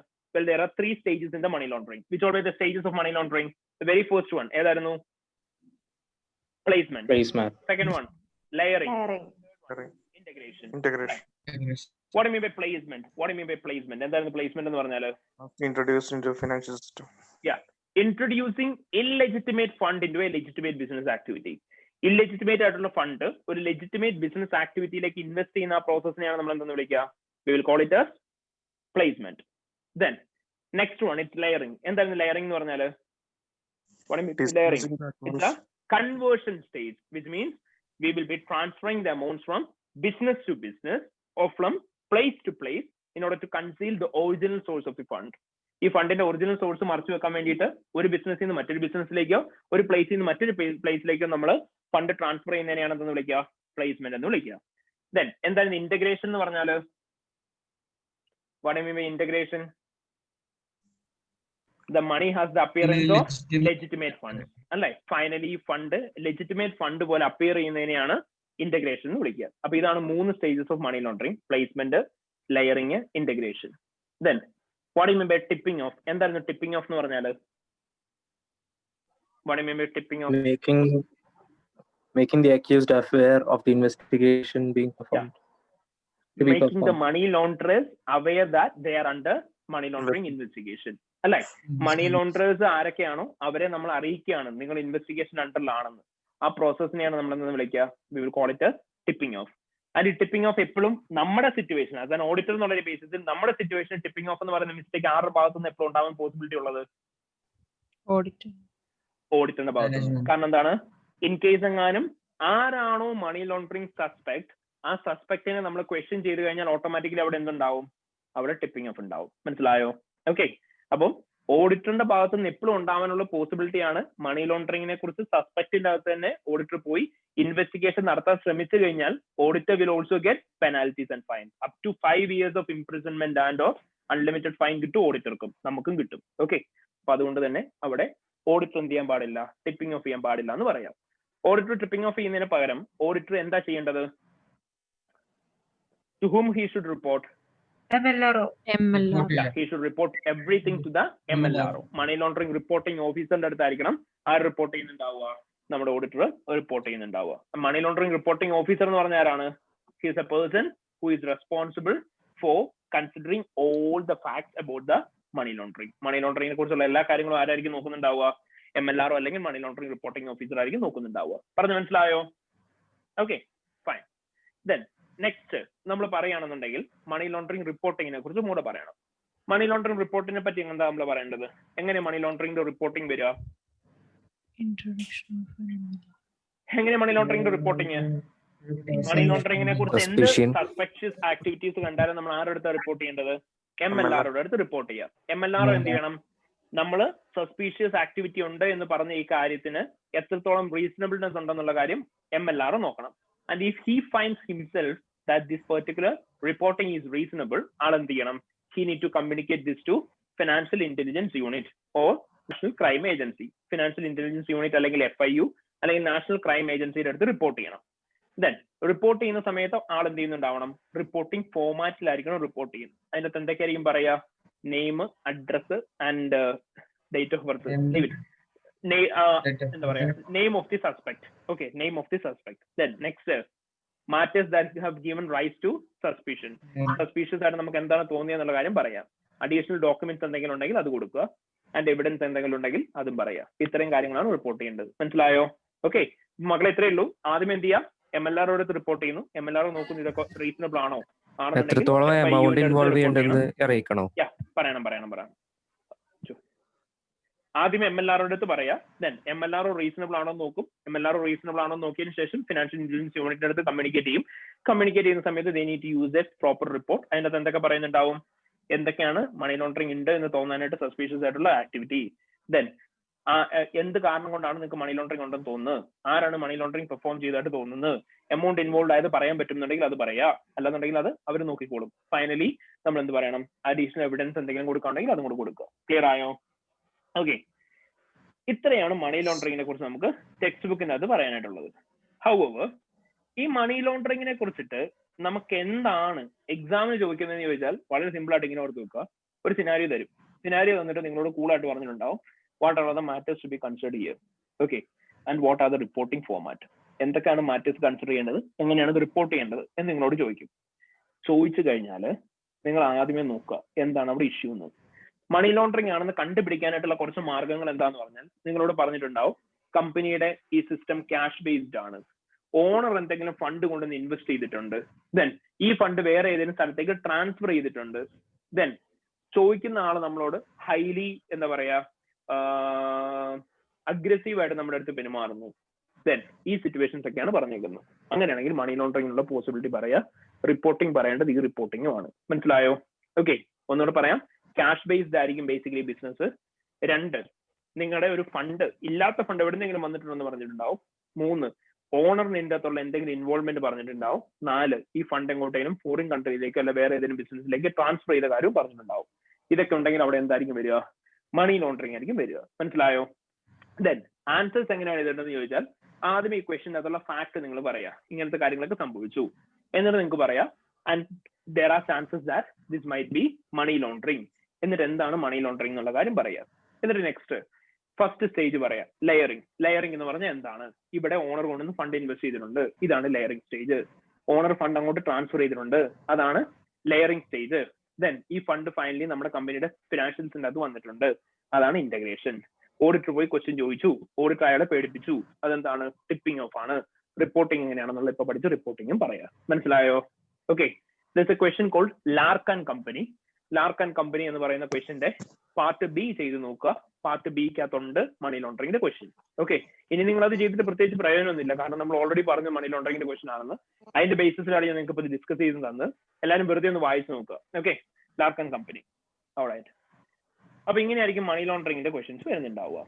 ഓക്കെ, ഇനി ഇതിനും പുറമെ നിങ്ങൾക്ക് ഇമ്പോർട്ടന്റ് ആയിട്ട് പറഞ്ഞു തരാനുള്ള ഒരു കാര്യം എന്ന് പറഞ്ഞാൽ ഇത്രയേ ഉള്ളൂ. നിങ്ങളോട് റിപ്പോർട്ടിംഗിന്റെ ക്വസ്റ്റ്യൻസ് ചോദിക്കും. റിപ്പോർട്ടിംഗ് ബേസിക്കലി ചോദിക്കുക എങ്ങനെയായിരിക്കും?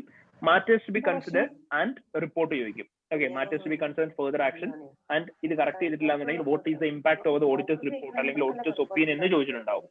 Okay, impact over auditors report അല്ലെങ്കിൽ ഓഡിറ്റേഴ്സ് ഒപ്പീനിയൻ ആണ് ചോദിക്കുന്നുണ്ടെങ്കിൽ നിങ്ങൾ എപ്പോഴും ശ്രദ്ധിക്കേണ്ട ഒരു കാര്യമാണ്, റിപ്പോർട്ടാണോ ഒപ്പീനിയൻ ആണോ ചോദിച്ചേക്കുന്നത് ശ്രദ്ധിച്ച് കേൾക്കുക. ഒപ്പീനിയൻ ആണ് ചോദിച്ചേക്കുന്നുണ്ടെങ്കിൽ അവിടെ നിങ്ങൾ പറയേണ്ടത് എന്താണ് ഒപ്പീനിയൻ, അതായത് ഈ പർട്ടിക്കുലർ കാര്യം മെറ്റീരിയൽ ആണോ എന്നൊന്നും കൂടെ എടുത്ത് പറയാം. ദെൻ ഈ കാര്യം പെർവേസീവ് ആണോ എന്നും പറയാം. എന്നിട്ട് എന്താണ് റിപ്പോർട്ട് എന്നുള്ള കാര്യം പറഞ്ഞാൽ ഒപ്പീനിയൻ എന്നുള്ള കാര്യം പറഞ്ഞാൽ മതി. ദെൻ സപ്പോസ് എങ്ങനെ നിങ്ങളോട് ചോദിക്കുന്ന ഇമ്പാക്ട് ഓവർ ദ ഓഡിറ്റേഴ്സ് റിപ്പോർട്ടാണ്, റിപ്പോർട്ടിന് മേലുള്ള ഇമ്പാക്ട് ആണ് ചോദിക്കുന്നുണ്ടെങ്കിൽ ഒരു മാറ്റം മാത്രമേ ഉള്ളൂ. ഒപ്പീനിയൻ എന്താന്ന് പറഞ്ഞതിന് ശേഷം ബേസിസ് ഓഫ് ഒപ്പീനിയൻ കൂടെ പറയാം. ബേസിസ് ഓഫ് ഒപ്പീനിയൻ എന്ന് പറഞ്ഞാൽ ഇത്രയേ ഉള്ളൂ, നിങ്ങൾ ഒരു ലൈൻ ഇൻക്ലൂഡ് ചെയ്താൽ മതി. Following the opinion paragraph auditor should also include the basis of dash opinion. Qualified and qualified, adverse and adverse. The basis of adverse opinion in order to explain about the matters that have given rise to modification. അല്ലെങ്കിൽ in order to provide the reasons for providing unmodified opinion എന്നുള്ളതും കൂടെ പറയാം. മനസ്സിലായോ? അത്ര മാത്രമേ ഉള്ളൂ ഒപ്പീനിയന്റെ ക്വസ്റ്റ്യനും റിപ്പോർട്ടിന്റെ ക്വസ്റ്റ്യനും തമ്മിലുള്ള വ്യത്യാസം. ഓക്കെ, ക്ലിയർ ആയ എല്ലാവർക്കും? ലെറ്റ് മീ ആസ്ക് യു, എങ്ങനെയാ ഒരു കാര്യം നമ്മൾ പെർവേസീവ് ആണോ എന്നുള്ള കണ്ടുപിടിക്കുന്നത്? How do we consider whether a particular misstatement is pervasive or not? എങ്ങനെയാണ് നമ്മൾ കൺസിഡർ ചെയ്യുക? ലോസ്, പ്രോഫിറ്റ് ലോസ് ആണ്. You must consider the misstatement. അല്ലേ? മിസ്സ്റ്റേറ്റ്മെന്റ് കൺസിഡർ ചെയ്യണം. മിസ്സ്റ്റേറ്റ്മെന്റ് കൺസിഡർ ചെയ്യുന്ന സമയത്ത് ഷാമിൽ, എന്റെ വോയിസ് ക്ലിയർ ആണോ എല്ലാവർക്കും? ആണോ? ഓക്കെ, ഷാമിൽ ബ്രോ അവിടുത്തെ നെറ്റ്വർക്കിന്റെ ഇഷ്യൂ ആയിരിക്കും കേട്ടോ, കുറച്ച് കഴിയുമ്പോൾ ഒന്ന് ഫേസ്ബുക്കിൽ വീഡിയോ ഉണ്ടാവും. ഓക്കെ, സോ നമ്മൾ പറഞ്ഞുകൊണ്ടിരുന്നതായിരുന്നു നമ്മുടെ പെർവേസീവ്നെസ് നമ്മൾ എങ്ങനെ കൺസിഡർ ചെയ്യുക? നിങ്ങൾ നോക്കുക എത്രയാണ് കമ്പനിയുടെ പ്രോഫിറ്റ്. 10,000 ആണ് പ്രോഫിറ്റ്. എത്രയാണ് മിസ്സ്റ്റേറ്റ്മെന്റ് എന്ന് നോക്കുക, 12,000 ആണ് മിസ്സ്റ്റേറ്റ്മെന്റ്. അങ്ങനെയാണെങ്കിൽ ഈ മിസ്സ്റ്റേറ്റ്മെന്റ് അഡ്ജസ്റ്റ് ചെയ്യുന്ന ശേഷം കമ്പനി ലോസിലേക്ക് പോകും അല്ലേ? അങ്ങനെയാണെങ്കിൽ ആ 12,000 എന്ന് പറയുന്ന മിസ്സ്റ്റേറ്റ്മെന്റ് എന്താണ്? പെർവേസീവ് ആണ്. സെയിം ഇസ് ദാറ്റ് കൺസിഡർ ചെയ്യുക. ഇപ്പൊ ഒരു പർട്ടിക്കുലർ മിസ്സ്റ്റേറ്റ്മെന്റ് എത്രയാണെന്ന് നോക്കുക. അപ്പൊ നിങ്ങൾക്ക് മനസ്സിലായി മിസ്സ്റ്റേറ്റ്മെന്റ് എന്ന് പറയുന്നത് അഗൈൻ 10,000 ആണ്. നോക്കി കമ്പനിക്ക് പ്രോഫിറ്റ് ആണോ ലോസ് ആണോ? കമ്പനിക്ക് ലോസ് ആണ്, 8,000 ലോസ് ആണ്. അപ്പൊ ഈ മിസ്സ്റ്റേറ്റ്മെന്റ് അഡ്ജസ്റ്റ് ചെയ്തതിനു ശേഷം കമ്പനി പ്രോഫിറ്റിലേക്ക് വരികയാണ്. അങ്ങനെയാണെങ്കിൽ അതും എന്തായിരിക്കും? പെർവേസീവ് ആയിരിക്കും. മനസ്സിലായോ? അപ്പൊ ഇത്രയേ ഉള്ളൂ. ഒരു മിസ്സ്റ്റേറ്റ്മെന്റ് അഡ്ജസ്റ്റ് ചെയ്തതിനു ശേഷം പ്രോഫിറ്റ് നിൽക്കുന്ന കമ്പനി ലോസിലേക്ക് പോവോ അല്ലെങ്കിൽ ലോസിൽ നിൽക്കുന്ന കമ്പനി പ്രോഫിറ്റിലേക്ക് വരുവോ ചെയ്യുകയാണെങ്കിൽ ആ മിസ്റ്റേക്ക് എന്തായിരിക്കും? പെർവേസീവ് ആയിരിക്കും. ഓക്കെ, അപ്പൊ നമ്മൾ ഇങ്ങനെയാണ് പറയുന്നത്, in case if the profit is restated into losses after the adjustment of the misstatement, then that particular misstatement should be treated as pervasive misstatement. മനസ്സിലായോ? ഓക്കെ, സെയിം as that ഒരു fundamental accounting disclosure ആണ് omitted ആയിരുന്നുണ്ടെങ്കിലും നമുക്ക് അതിനെ pervasive ആയിട്ട് treat ചെയ്യാം. Say for example going concern ആണ് ഇപ്പം പ്രോപ്പർലി ട്രീറ്റ് ചെയ്യാത്തത്. ഗോയിങ് കൺസേൺ കുറിച്ച് കമ്പനി മെൻഷൻ ചെയ്തിട്ടില്ല. They have omitted the disclosures in relation to going concern. അങ്ങനെയാണെങ്കിൽ അതും എന്തായിരിക്കും? പെർവേസീവ് ആയിരിക്കും. Okay, so this is how we will treat the misstatements. Alright, അപ്പൊ ഇങ്ങനെയാണ് റിപ്പോർട്ടിങ്ങിന്റെ വരിക. ആൻഡ് എല്ലാവരും ഒന്ന് അൺമ്യൂട്ട് ചെയ്തേ മക്കളെ, എല്ലാവരും ഒന്ന് അൺമ്യൂട്ട് ചെയ്തേ. എന്നിട്ട് റിപ്പോർട്ട് എന്ന് പറഞ്ഞ് സപ്പോസ് കൺസിഡർ ലൈക്ക് ദിസ്. ഈ ഒപ്പീനിയൻ ആണ് ചോദിക്കുന്നത്. there's a misstatement in the financial statement that is material and pervasive. Material and pervasive ആയിട്ടുള്ള misstatement ഉണ്ടെന്നുണ്ടെങ്കിൽ എന്ത് ഒപ്പീനിയൻ ആയിരിക്കും കൊടുക്കുക? Adverse opinion. There's a misstatement in the financial statement that is material but not pervasive. എന്ത് opinion കൊടുക്കുക? Qualified. There's a misstatement in the financial statement that is not material and not pervasive. എന്ത് opinion കൊടുക്കുക? Unmodified. Unmodified opinion. Perfect. Then there's a lack of audit evidence. Lack of audit evidence in the amount material and pervasive. എന്ത് opinion ആണ്? Disclaimer of opinion. Okay. Lack of audit evidence, not material, not pervasive. And the opinion? Unmodified. Unmodified. Then, lack of audit evidence, material but not pervasive. What's the opinion? Qualified. Qualified. Okay, perfect. Then, what's the purpose of giving an emphasis of matter paragraph? എന്തിനു വേണ്ടിയിട്ട് emphasis of matter paragraph കൊടുക്കുക? യൂസേഴ്സിനെ focus ചെയ്യാം. Financial സ്റ്റേറ്റ്മെന്റ്സിന്റെ അകത്ത് ഉള്ള ഒരു particular disclosure appropriately presented and disclosed ആണെന്നുണ്ടെങ്കിലോ അല്ലെങ്കിൽ വേറെ ഏതെങ്കിലും ഒരു item appropriately present and disclosed ആണെന്നുണ്ടെങ്കിൽ അതിനെപ്പറ്റി ഒന്നും കൂടെ എംഫസൈസ് ചെയ്യാനായിട്ടാണ് എംഫസിസ് ഓഫ് മാറ്റർ പാരഗ്രാഫ്. തെറ്റായിട്ടുള്ള ഒരു കാര്യം എംഫസിസ് ഓഫ് മാറ്റർ പാരഗ്രാഫിനെ ഇൻക്ലൂഡ് ചെയ്യാൻ പറ്റുമോ? ഒരു മിസ്റ്റേറ്റ്മെന്റ് എംഫസൈസ് ചെയ്യാൻ പറ്റുമോ? ഇല്ല. മിസ്റ്റേറ്റ്മെന്റിനെ കുറിച്ച് എവിടെ നമ്മൾ എംഫസൈസ് ചെയ്യുന്നത്? ബേസിസ് ഓഫ് ഒപ്പീനിയൻസാണ് എംഫസൈസ് ചെയ്യുക. Okay, next one other matter paragraph. What I mean by other matter paragraph? എന്തായിരുന്നു അതർ മാറ്റർ പാരഗ്രാഫ് എന്ന് പറഞ്ഞാല്? Other than financial statements. Other than financial statements പറഞ്ഞേക്കുന്ന കാര്യങ്ങൾ അല്ലേ?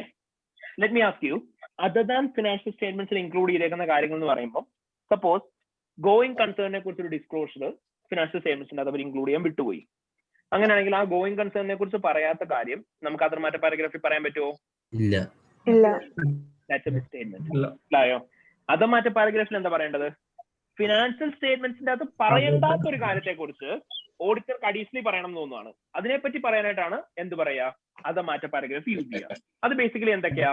കറന്റ് ഇയർ ഓഡിറ്റിനെ കുറിച്ചോ, ഓഡിറ്റേഴ്സ് റിപ്പോർട്ടിനെ കുറിച്ചോ, ഓഡിറ്റേഴ്സ് റെസ്പോൺസിബിലിറ്റിനെ കുറിച്ചോ ഓഡിറ്റർക്ക് പറയാനായിട്ടാണ് അതർ മാറ്റർ പാരഗ്രാഫ് യൂസ് ചെയ്യുക. മനസ്സിലായോ? കറന്റ് ഇയർ ഓഡിറ്റിനെ പറ്റിയിട്ടോ, ഓഡിറ്റേഴ്സ് റിപ്പോർട്ടിനെ പറ്റിയിട്ടോ, അല്ലെങ്കിൽ ഓഡിറ്റേഴ്സ് റെസ്പോൺസിബിലിറ്റീസിനെ പറ്റിയിട്ടോ പറയാൻ വേണ്ടിയിട്ടാണ് എന്ത് യൂസ് ചെയ്യുക? അതർ മാറ്റർ പാരഗ്രാഫ് യൂസ് ചെയ്യുക. Say for example, previous year financial statements ഇപ്പം വേറെ ഏതെങ്കിലും ഓഡിറ്ററാണ് ഓഡിറ്റ് ചെയ്തത്, അല്ലെങ്കിൽ പ്രീവിയസ് ഇയർ ഫിനാൻഷ്യൽ സ്റ്റേറ്റ്മെന്റ്സ് ഓഡിറ്റേ ചെയ്തിട്ടില്ല, അങ്ങനെയാണെങ്കിൽ നമുക്ക് അതവിടെ പറയാം, അത് മാറ്റേണ്ടത് അത് വേണേ പറയാം. മനസ്സിലായോ? Okay, then what is the purpose of using material uncertainty relating to going concern paragraph? MUIGC paragraph use ചെയ്യുന്നതിന്റെ പർപ്പസ് എന്താണ്? Material uncertainty relating to going concern paragraph. What is the purpose of that? Going concern issue disclosures appropriately present and disclosed ആണെന്നുണ്ടെങ്കിൽ ആ going concern ഡിസ്ക്ലോഷേഴ്സിനെ കുറിച്ച് ഒന്നും കൂടി emphasise ചെയ്ത് പറയാൻ വേണ്ടിയിട്ടാണ് നമ്മൾ എന്ത് യൂസ് ചെയ്യുക? Material uncertainty relating to going concern paragraph use ചെയ്യുക. ഓക്കെ, സോ ഗോയിങ് കൺസേണിനെ കുറിച്ചിട്ടുള്ള അൺസർട്ടനിറ്റി അപ്രോപ്രിയറ്റ്ലി പ്രസന്റ് ചെയ്യുകയും ഡിസ്ക്ലോസ് ചെയ്യുകയും ചെയ്തിട്ടുണ്ടെങ്കിൽ മാത്രം. Okay, and let me ask you, going concern ഒരു മെറ്റീരിയൽ അൺസർട്ടനിറ്റി ഉണ്ട്, ആഡിക്വറ്റ്ലി പ്രസന്റ് ആൻഡ് ഡിസ്ക്ലോസ്ഡ് ആണ്, എന്ത് ഒപ്പീനിയനാണ് കൊടുക്കേണ്ടത്? Unmodified. Okay, anything else? MUIGC. Unmodified opinion കൊടുത്താൽ മതി, പക്ഷെ അൺമോഡിഫൈഡ് ഒപ്പീനിയൻ കൊടുത്ത് എന്തും കൂടെ കൊടുക്കുന്നുണ്ടാവണം? MUIGC കൂടി കൊടുക്കുന്നുണ്ടാവണം. Okay, perfect. Going concern assumption inappropriate ആണ്, എന്താ opinion? Going concern assumption inappropriate ആണ്. Qualified or adverse? Qualified inappropriate ആണെങ്കിൽ അഡ്വേഴ്സ് ആണ്. ഓക്കെ, ക്വാളിഫൈഡ് എന്നുള്ള ഓപ്ഷൻ ഇല്ല. കാരണം എന്താ? ഗോയിങ് കൺസേൺ അസംഷൻ എന്ന് പറഞ്ഞാൽ ഫണ്ടമെന്റൽ അക്കൗണ്ടിംഗ് പ്രിൻസിപ്പിൾ ആണ്, അല്ലേ? സോറി, ഫണ്ടമെന്റൽ അക്കൗണ്ടിംഗ് പ്രിൻസിപ്പിൾ അല്ല, ഫണ്ടമെന്റൽ അക്കൗണ്ടിംഗ് ഡിസ്ക്ലോഷർ ആണ്. അപ്പൊ അത് ഇൻക്ലൂഡ് ചെയ്തിട്ടില്ലെങ്കിൽ എന്തായി? പെർവേസീവ് ആയി. മോർ ഓവർ ഗോയിങ് കൺസേൺ എന്ന് പറയുന്നത് മെറ്റീരിയൽ ആണ്, മെറ്റീരിയൽ ആൻഡ് പെർവേസീവ് ആണ്. അപ്പൊ എന്തായി? പെർവേസീവ് ആയതുകൊണ്ട് തന്നെ അഡ്വേഴ്സ് ആയിരിക്കും കൊടുക്കുക കേട്ടോ. Okay, cool. Then what is the purpose of other information paragraph? Other information paragraph എന്തിനു വേണ്ടിയിട്ടാ? Non-financial matters. Non financial matters ആണോ? No, Annual report. ആനുവൽ റിപ്പോർട്ടിന്റെ അകത്ത് ഇൻക്ലൂഡ് ചെയ്തേക്കുന്ന ഫിനാൻഷ്യലും നോൺ ഫിനാൻഷ്യലും ആയിട്ടുള്ള മാറ്റേഴ്സിനെയാണ് നമ്മൾ എന്തെന്ന് വിളിക്കുക? We will call it as other information. And ഈ അതർ ഇൻഫർമേഷനെ കുറിച്ച് എന്തെങ്കിലും മെൻഷൻ ചെയ്യാൻ വേണ്ടിയിട്ടാണ് നമ്മൾ എന്ത് യൂസ് ചെയ്യുക? അതർ ഇൻഫർമേഷൻ പാരഗ്രാഫ് യൂസ് ചെയ്യുക. മനസ്സിലായോ? ഓക്കെ, അതർ ഇൻഫർമേഷനെ കുറിച്ച് എന്ത് വേണേലും മെൻഷൻ ചെയ്യാനായിട്ടാണ് അതർ ഇൻഫർമേഷൻ പാരഗ്രാഫ് യൂസ് ചെയ്യുക. And very finally, what is the purpose of using the key audit matter paragraph? എന്തിനു വേണ്ടിയിട്ട് നമ്മൾ key audit matter paragraph use ചെയ്യുന്നത്? Listed entities in Auditors ജഡ്ജ്മെന്റില് കാര്യങ്ങൾ യൂസേഴ്സിന് ഇമ്പോർട്ടന്റ്. ഫൈൻ. ഒരു ഓഡിറ്റിന്റെ സമയത്ത് നമ്മൾ ഏറ്റവും ക്രൂഷ്യൽ അല്ലെങ്കിൽ ഏറ്റവും സിഗ്നിഫിക്കന്റ് ആയിട്ടുള്ള കാര്യങ്ങൾ ആരുമായിട്ടായിരിക്കും കമ്മ്യൂണിക്കേറ്റ് ചെയ്തിരിക്കുന്നത്? ദോസ് ചാർജ് വിത്ത് ഗവേണൻസുമായിട്ടായിരിക്കും കമ്മ്യൂണിക്കേറ്റ് ചെയ്തിരിക്കുന്നത്. And out of those things that we have communicated to those charge with governance, നമ്മൾ എന്ത് ചെയ്യാണ്? നമ്മൾ ദോസ് ചാർജ് വിത്ത് ഗവേണൻസുമായിട്ട് കമ്മ്യൂണിക്കേറ്റ് ചെയ്തിരിക്കുന്ന കാര്യങ്ങൾക്ക് അത് ഏറ്റവും ഇമ്പോർട്ടന്റ് കാര്യങ്ങൾ യൂസേഴ്സിനെ അറിയിക്കാൻ വേണ്ടിയിട്ട് നമ്മൾ ഇൻക്ലൂഡ് ചെയ്യുന്ന പാരഗ്രാഫിനെയാണ് നമ്മൾ എന്ത് വിളിക്കുക? We will call it as key audit matter paragraph. And basically ഈ key audit matter paragraph നമ്മൾ ആർക്ക് വേണ്ടിയിട്ടാണ് ഇൻക്ലൂഡ് ചെയ്യുക? ലിസ്റ്റഡ് ആണ് ഇൻക്ലൂഡ് ചെയ്യുക. ഓക്കെ, ലിസ്റ്റഡ് കമ്പനീസിന് വേണ്ടിയിട്ടായിരിക്കും key audit matter paragraph നമ്മൾ ഇൻക്ലൂഡ് ചെയ്യുന്നുണ്ടാവുക. Okay, fine. ദെൻ ഫർദർ നമ്മൾ പറയുകയാണെന്നുണ്ടെങ്കിൽ എല്ലാ പാരഗ്രാഫും കഴിഞ്ഞില്ലേ? key audit matter പറഞ്ഞു, MURGC പറഞ്ഞു, അതർ ഇൻഫർമേഷൻ പറഞ്ഞു, material uncertainty relating to going concern പറഞ്ഞു, പിന്നെ ഏതൊക്കെ എംഫസിസ് ഓഫ് മാറ്റർ പറഞ്ഞു, അതർ മാറ്റർ പറഞ്ഞു. Okay, fine, perfect. അപ്പൊ എല്ലാ പാരഗ്രാഫുകളും കഴിഞ്ഞു. അപ്പൊ ഇത്രയും പാരഗ്രാഫുകളാണ് നമുക്കുള്ളത്. അപ്പൊ ഇത്രയാണ് ബേസിക്കലി ഓഡിറ്റ് റിപ്പോർട്ടിന്റെ അകത്തും വരുന്നുണ്ടാവുക അല്ലെ? സോ റിപ്പോർട്ടിങ്ങിന്റെ ക്വസ്റ്റിന്റെ അകത്ത് അപ്പൊ ഇത്രയും കാര്യങ്ങൾ കൺസിഡർ ചെയ്തിട്ട് മാത്രം റിപ്പോർട്ടിങ്ങിന്റെ ക്വസ്റ്റ്യൻസിന് ആൻസർ ചെയ്യുക കേട്ടോ. കൂൾ.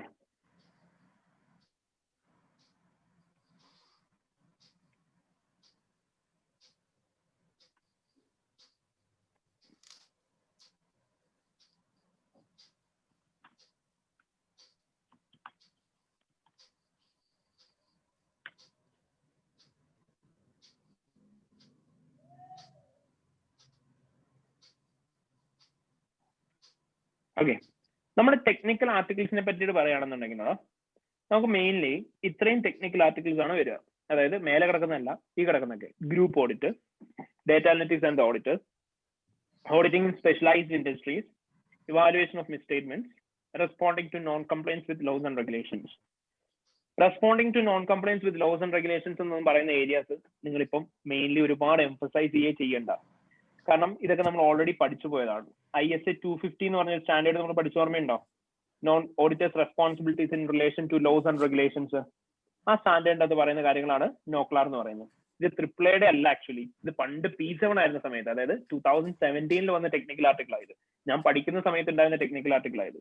സോ ഇതൊന്നും ഒരുപാട് എംഫസൈസ് ചെയ്യേണ്ട, ജസ്റ്റ് വായിച്ചു നോക്കുക. ഇവാലുവേഷൻ ഓഫ് മിസ്സ്റ്റേറ്റ്മെന്റ്സ് ISA 450 നമ്മൾ പഠിച്ചതാണ്. അതിന് ഓഡിറ്റർ നമ്മൾ എന്ത് ചെയ്യുന്നുണ്ടാവണം? At the conclusion stage of audit എന്തൊക്കെ മിസ്സ്റ്റേറ്റ്മെന്റ്സ് ആണോ അൺകറക്റ്റഡ് ആയിട്ട് നിൽക്കുന്നത് അതെല്ലാം ക്യുമുലേറ്റ് ചെയ്യണം. അൺകറക്റ്റഡ് മിസ്സ്റ്റേറ്റ്മെന്റ്സ് എല്ലാം ക്യുമുലേറ്റ് ചെയ്തിട്ട് മെറ്റീരിയാലിറ്റി ലിമിറ്റിനേക്കാളും മേലെയാണോ നോക്കുക. ആണെന്നുണ്ടെങ്കിൽ we need to communicate with the management, അവരോട് കറക്റ്റ് ചെയ്യാൻ പറയണം. അതായിരുന്നു അത്. ഞാൻ ജസ്റ്റ് ഒന്ന് പറഞ്ഞു തരികയാണെങ്കിൽ auditing in specialised industries, time ഉണ്ടെങ്കിൽ ഒന്ന് വായിച്ചു നോക്കുക. But there is nothing much to read from here. Auditing in specialised industries എന്ന് പറയുന്ന ഈ ടെക്നിക്കൽ ആർട്ടിക്കിളിനകത്ത് പറയുന്ന ആക്ച്വലി ഇത്രയേ ഉള്ളൂ. അതായത് there are several specialized industries. Gold mining നടത്തുന്ന കമ്പനീസ്, എയർലൈൻ ബിസിനസ് നടത്തുന്ന കമ്പനീസ്, ബാങ്കിങ് അല്ലെങ്കിൽ insurance companies, agricultural companies, oil extractions നടത്തുന്ന കമ്പനീസ്. അപ്പൊ ഇങ്ങനത്തെയൊക്കെ ഉള്ളൊരു ഫീൽഡിൽ ഓഡിറ്റ് ചെയ്യുന്ന സമയത്ത് അവിടെ മെയിൻലി വരുന്ന ഇഷ്യൂ എന്ന് പറഞ്ഞാൽ എന്താണ്? Competence, professional competence. അപ്പൊ നമ്മൾ അവിടെ പറയുന്ന ഇത്രയേ ഉള്ളൂ.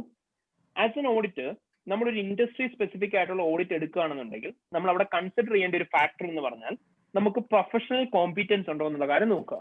നമുക്ക് പ്രൊഫഷണൽ കോമ്പീറ്റൻസ് ഉണ്ട് എന്നുണ്ടെങ്കിൽ മാത്രമേ നമ്മൾ എന്ത് ചെയ്യാൻ പാടുള്ളൂ? ആ എൻഗേജ്മെന്റ് അക്സെപ്റ്റ് ചെയ്യാൻ പാടുള്ളൂ. ആൻഡ് നമ്മൾ പറയുന്നത് ഇവിടെ ഇങ്ങനെയാണ്. അതായത് യൂഷ്വലി ലാർജ് ഓഡിറ്റ് ഫേംസ് ആണെന്നുണ്ടെങ്കിൽ അവർക്ക് പ്രൊഫഷണൽ കോമ്പീറ്റൻസ് ഇല്ല എന്നുണ്ടെങ്കിൽ അവർക്ക് ചെയ്യാൻ പറ്റുന്ന ഒരു ഓൾട്ടർനേറ്റീവ് കാര്യമാണ് they can appoint new staff അല്ലെ? ഒരു ലാർജ് ഓഡിറ്റ് ഫേം ആണെങ്കിൽ ഡെഫിനറ്റ്ലി ഇൻഡസ്ട്രി സ്പെസിഫിക് നോളജ് ഉള്ള സ്റ്റാഫുകളെ അപ്പോയിന്റ് ചെയ്യാം.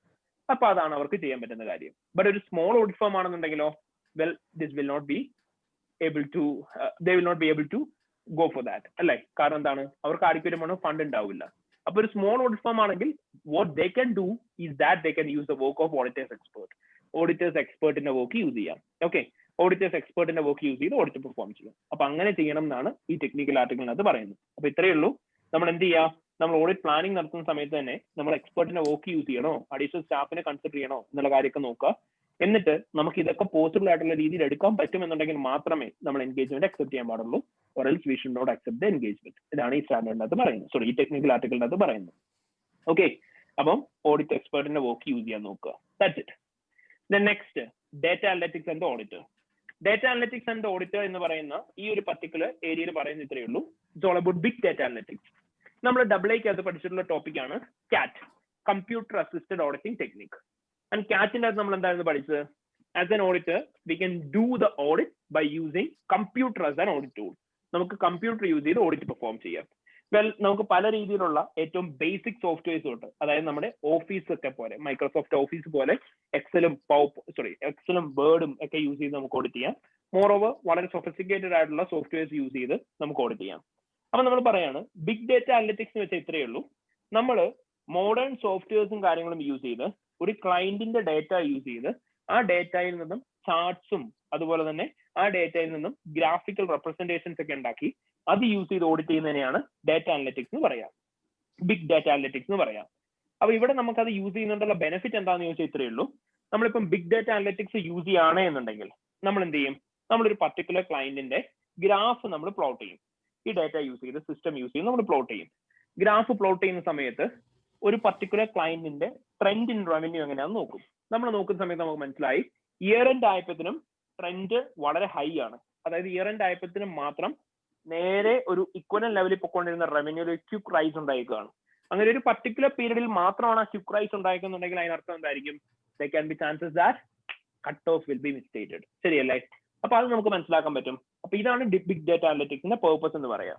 അതാണ് നമ്മൾ പറയുന്നത്. ബിഗ് ഡേറ്റ അനലിറ്റിക്സ് നമുക്ക് എവിടേക്കാണ് യൂസ് ചെയ്യാൻ പറ്റുന്നതെന്ന് ചോദിച്ചാൽ നമുക്ക് റവന്യൂ ട്രെൻഡ് മനസ്സിലാക്കാൻ വേണ്ടിയിട്ട് യൂസ് ചെയ്യാം, പർച്ചേസ് ഓർഡേഴ്സും ഇൻവോയ്സസും തമ്മിൽ മാച്ച് ചെയ്യാൻ വേണ്ടി യൂസ് ചെയ്യാം, പ്രോപ്പർലി ഡ്യൂട്ടീസ് ഒക്കെ സെഗ്രിഗേറ്റഡ് ആണോ എന്ന് മനസ്സിലാക്കാൻ വേണ്ടി യൂസ് ചെയ്യാം, NRV ടെസ്റ്റിംഗ് അല്ലെങ്കിൽ ഇൻവെന്ററി വാല്യുവേഷൻ പർപ്പസിനൊക്കെ വേണ്ടിയിട്ട് യൂസ് ചെയ്യാം.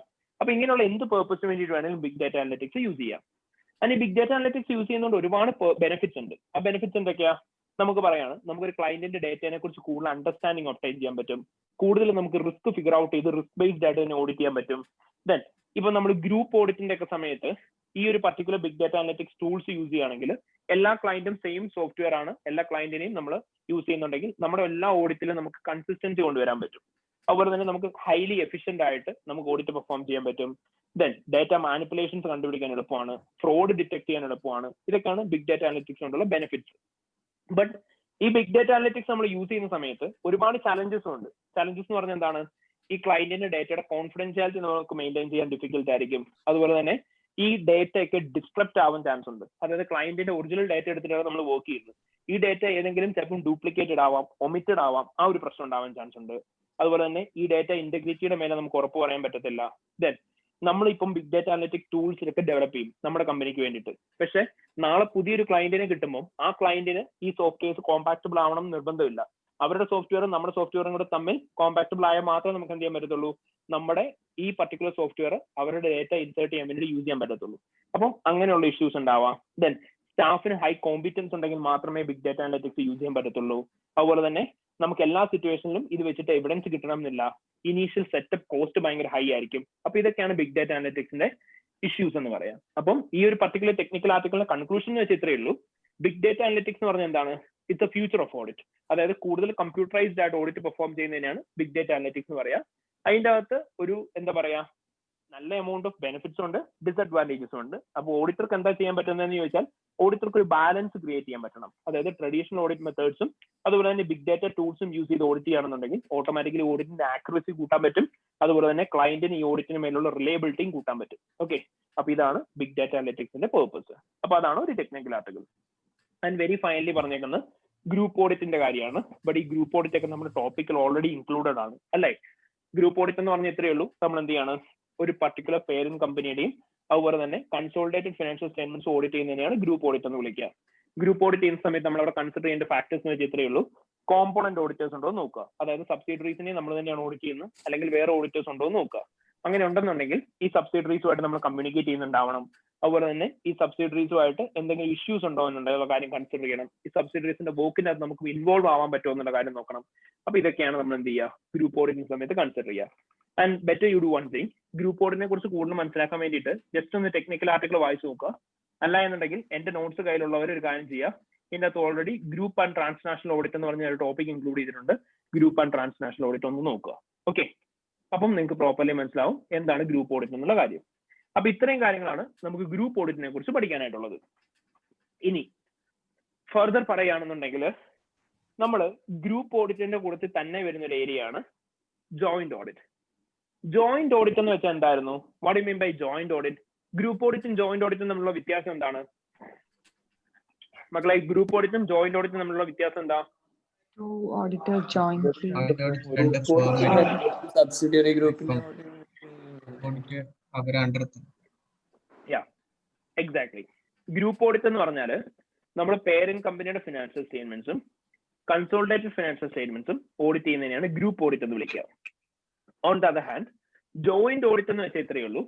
ഒരു വലിയ ക്ലയന്റ് ആണെന്നുണ്ടെങ്കിൽ അല്ലെങ്കിൽ ക്ലയന്റിന് മൾട്ടിപ്പിൾ കൺട്രീസിലേക്ക് ഓപ്പറേഷൻസ് ഉണ്ടെന്നുണ്ടെങ്കിൽ ഇതുപോലത്തെ സിറ്റുവേഷൻസിലെല്ലാം നമ്മൾ എന്ത് ചെയ്യും? We will form A group. നമ്മളൊരു ഗ്രൂപ്പ് ഫോം ചെയ്യും. എന്ന് വെച്ചാൽ മൾട്ടിപ്പിൾ ഓഡിറ്റേഴ്സ് കമ്പൈൻ ചെയ്തിട്ടായിരിക്കും ഒരു പർട്ടിക്കുലർ ഓഡിറ്റ് പെർഫോം ചെയ്ത് കൊടുക്കുക. ഇതിനെയാണ് ജോയിന്റ് ഓഡിറ്റ് എന്ന് വിളിക്കുക. മനസ്സിലായോ? സേ ഫോർ എക്സാമ്പിൾ, നിങ്ങൾ എല്ലാവരും എ എന്ന് പറയുന്ന ഒരു ഓഡിറ്റ് ഫേം ആണ്. ദെൻ ഞാൻ മറ്റൊരു ഓഡിറ്റ് ഫേം ആണ്. നിങ്ങളുടെ ഓഡിറ്റ് ഫേമും ഞാനും കൂടെ തമ്മിൽ എന്ത് ചെയ്യും? നമ്മൾ രണ്ടുപേരും കൂടി തമ്മിൽ ഒരുമിച്ച് നിൽക്കും. നമ്മൾ രണ്ടുപേരും കൂടെ തമ്മിൽ ഒരുമിച്ച് നിന്നിട്ട് നമ്മൾ ഒരു ഓഡിറ്റ് പെർഫോം ചെയ്ത് കൊടുക്കും. അതാണ് ജോയിന്റ് ഓഡിറ്റ് എന്ന് വിളിക്കുക. Okay, multiple auditors will be combined together in order to perform a single engagement. ഇതാണ് ജോയിന്റ് ഓഡിറ്റ്. ജോയിന്റ് ഓഡിറ്റ് കൊണ്ടുള്ള അഡ്വാൻറ്റേജസ് എന്ന് പറഞ്ഞാൽ എന്താണ്? റിസ്ക് ഷെയർ ചെയ്യാൻ പറ്റും. അതുപോലെ തന്നെ നോളജ് ഇല്ലാത്ത ഏരിയാസിലും ഓഡിറ്റ് അക്സെപ്റ്റ് ചെയ്യാൻ പറ്റും. കോമ്പിറ്റൻസ് ഇഷ്യൂ അല്ല, നോളജ് ഷെയറിംഗ് പറ്റും. ദെൻ ഓൺ ടൈമിൽ വർക്ക് കംപ്ലീറ്റ് ചെയ്യാൻ പറ്റും. ഒരു ക്ലയന്റിന് ലൂസ് ചെയ്യാതിരിക്കാൻ പറ്റും. ഇതൊക്കെയാണ് ജോയിന്റ് ഓഡിറ്റിന്റെ advantages. Same as that disadvantages ഉണ്ട്. എന്തൊക്കെയാണ് ഡിസഡ്വാൻറ്റേജസ്? ഡെഫിനറ്റ്ലി ഡിസഡ്വാൻറ്റേജസ് ആയിട്ട് പറയുന്നത് ഇതൊക്കെയാണ്. അതായത് റിസ്ക് ഷെയറിംഗ് ഉണ്ടെന്ന് പറഞ്ഞു. അപ്പൊ നിങ്ങൾ ചെയ്യാത്ത വർക്കിനും നിങ്ങൾ റെസ്പോൺസിബിൾ ആവേണ്ടി വരും. First thing. Then work allocation will be very difficult. Then third one, dispute ഉണ്ടാവാനുള്ള ചാൻസ് വളരെ ഹൈ ആണ്. Then there will be issues with the division of works. ഇതൊക്കെയാണ് ലിമിറ്റേഷൻസ് എന്ന് പറയാം. ഓക്കെ, അപ്പം that's all about the joint audit. ഇതുപോലെ തന്നെ additionally പറയാനുള്ള ഒരു ഓഡിറ്റ് ആണ് transnational audit. If you get a question on the transnational audit, എപ്പോഴും ഓർത്ത് വെക്കുക, transnational audit is not a new kind of audit, it's a normal audit. Transnational audit എന്ന് വെച്ചാൽ ഇത്രയേ ഉള്ളൂ. നിങ്ങൾ ഒരു പർട്ടിക്കുലർ ക്ലയന്റിനെ ഓഡിറ്റ് ചെയ്തു ആൻഡ് ആ ഓഡിറ്റ് റിപ്പോർട്ട് യൂസ് ചെയ്യാൻ പോകുന്നത് ആ ക്ലയന്റിന്റെ ജൂറിസ്ഡിക്ഷനിലുള്ള ആളുകൾ മാത്രമല്ല, അതായത് ആ കൺട്രിയുടെ ജൂറിസ്ഡിക്ഷനിലുള്ള ആളുകൾ മാത്രമല്ല. സേ ഫോർ എക്സാമ്പിൾ, നിങ്ങളിപ്പം എ എന്ന് പറയുന്ന ഒരു കമ്പനി ഓഡിറ്റ് ചെയ്യാൻ പോയി. എ എന്ന് പറയുന്ന കമ്പനി ഇന്ത്യ ബേസ്ഡ് കമ്പനിയാണ്. ആൻഡ് ഈ കമ്പനിയുടെ ഓഡിറ്റ് റിപ്പോർട്ട് ഇന്ത്യക്ക് പുറത്തുള്ള ആരെങ്കിലും യൂസ് ചെയ്ത് കഴിഞ്ഞാൽ that will be A transnational audit. മനസ്സിലായോ? ഇത്രയേ ഉള്ളൂ ട്രാൻസ്നാഷണൽ ഓഡിറ്റ്. അവിടെ വേറെ ഒരു വ്യത്യാസമില്ല.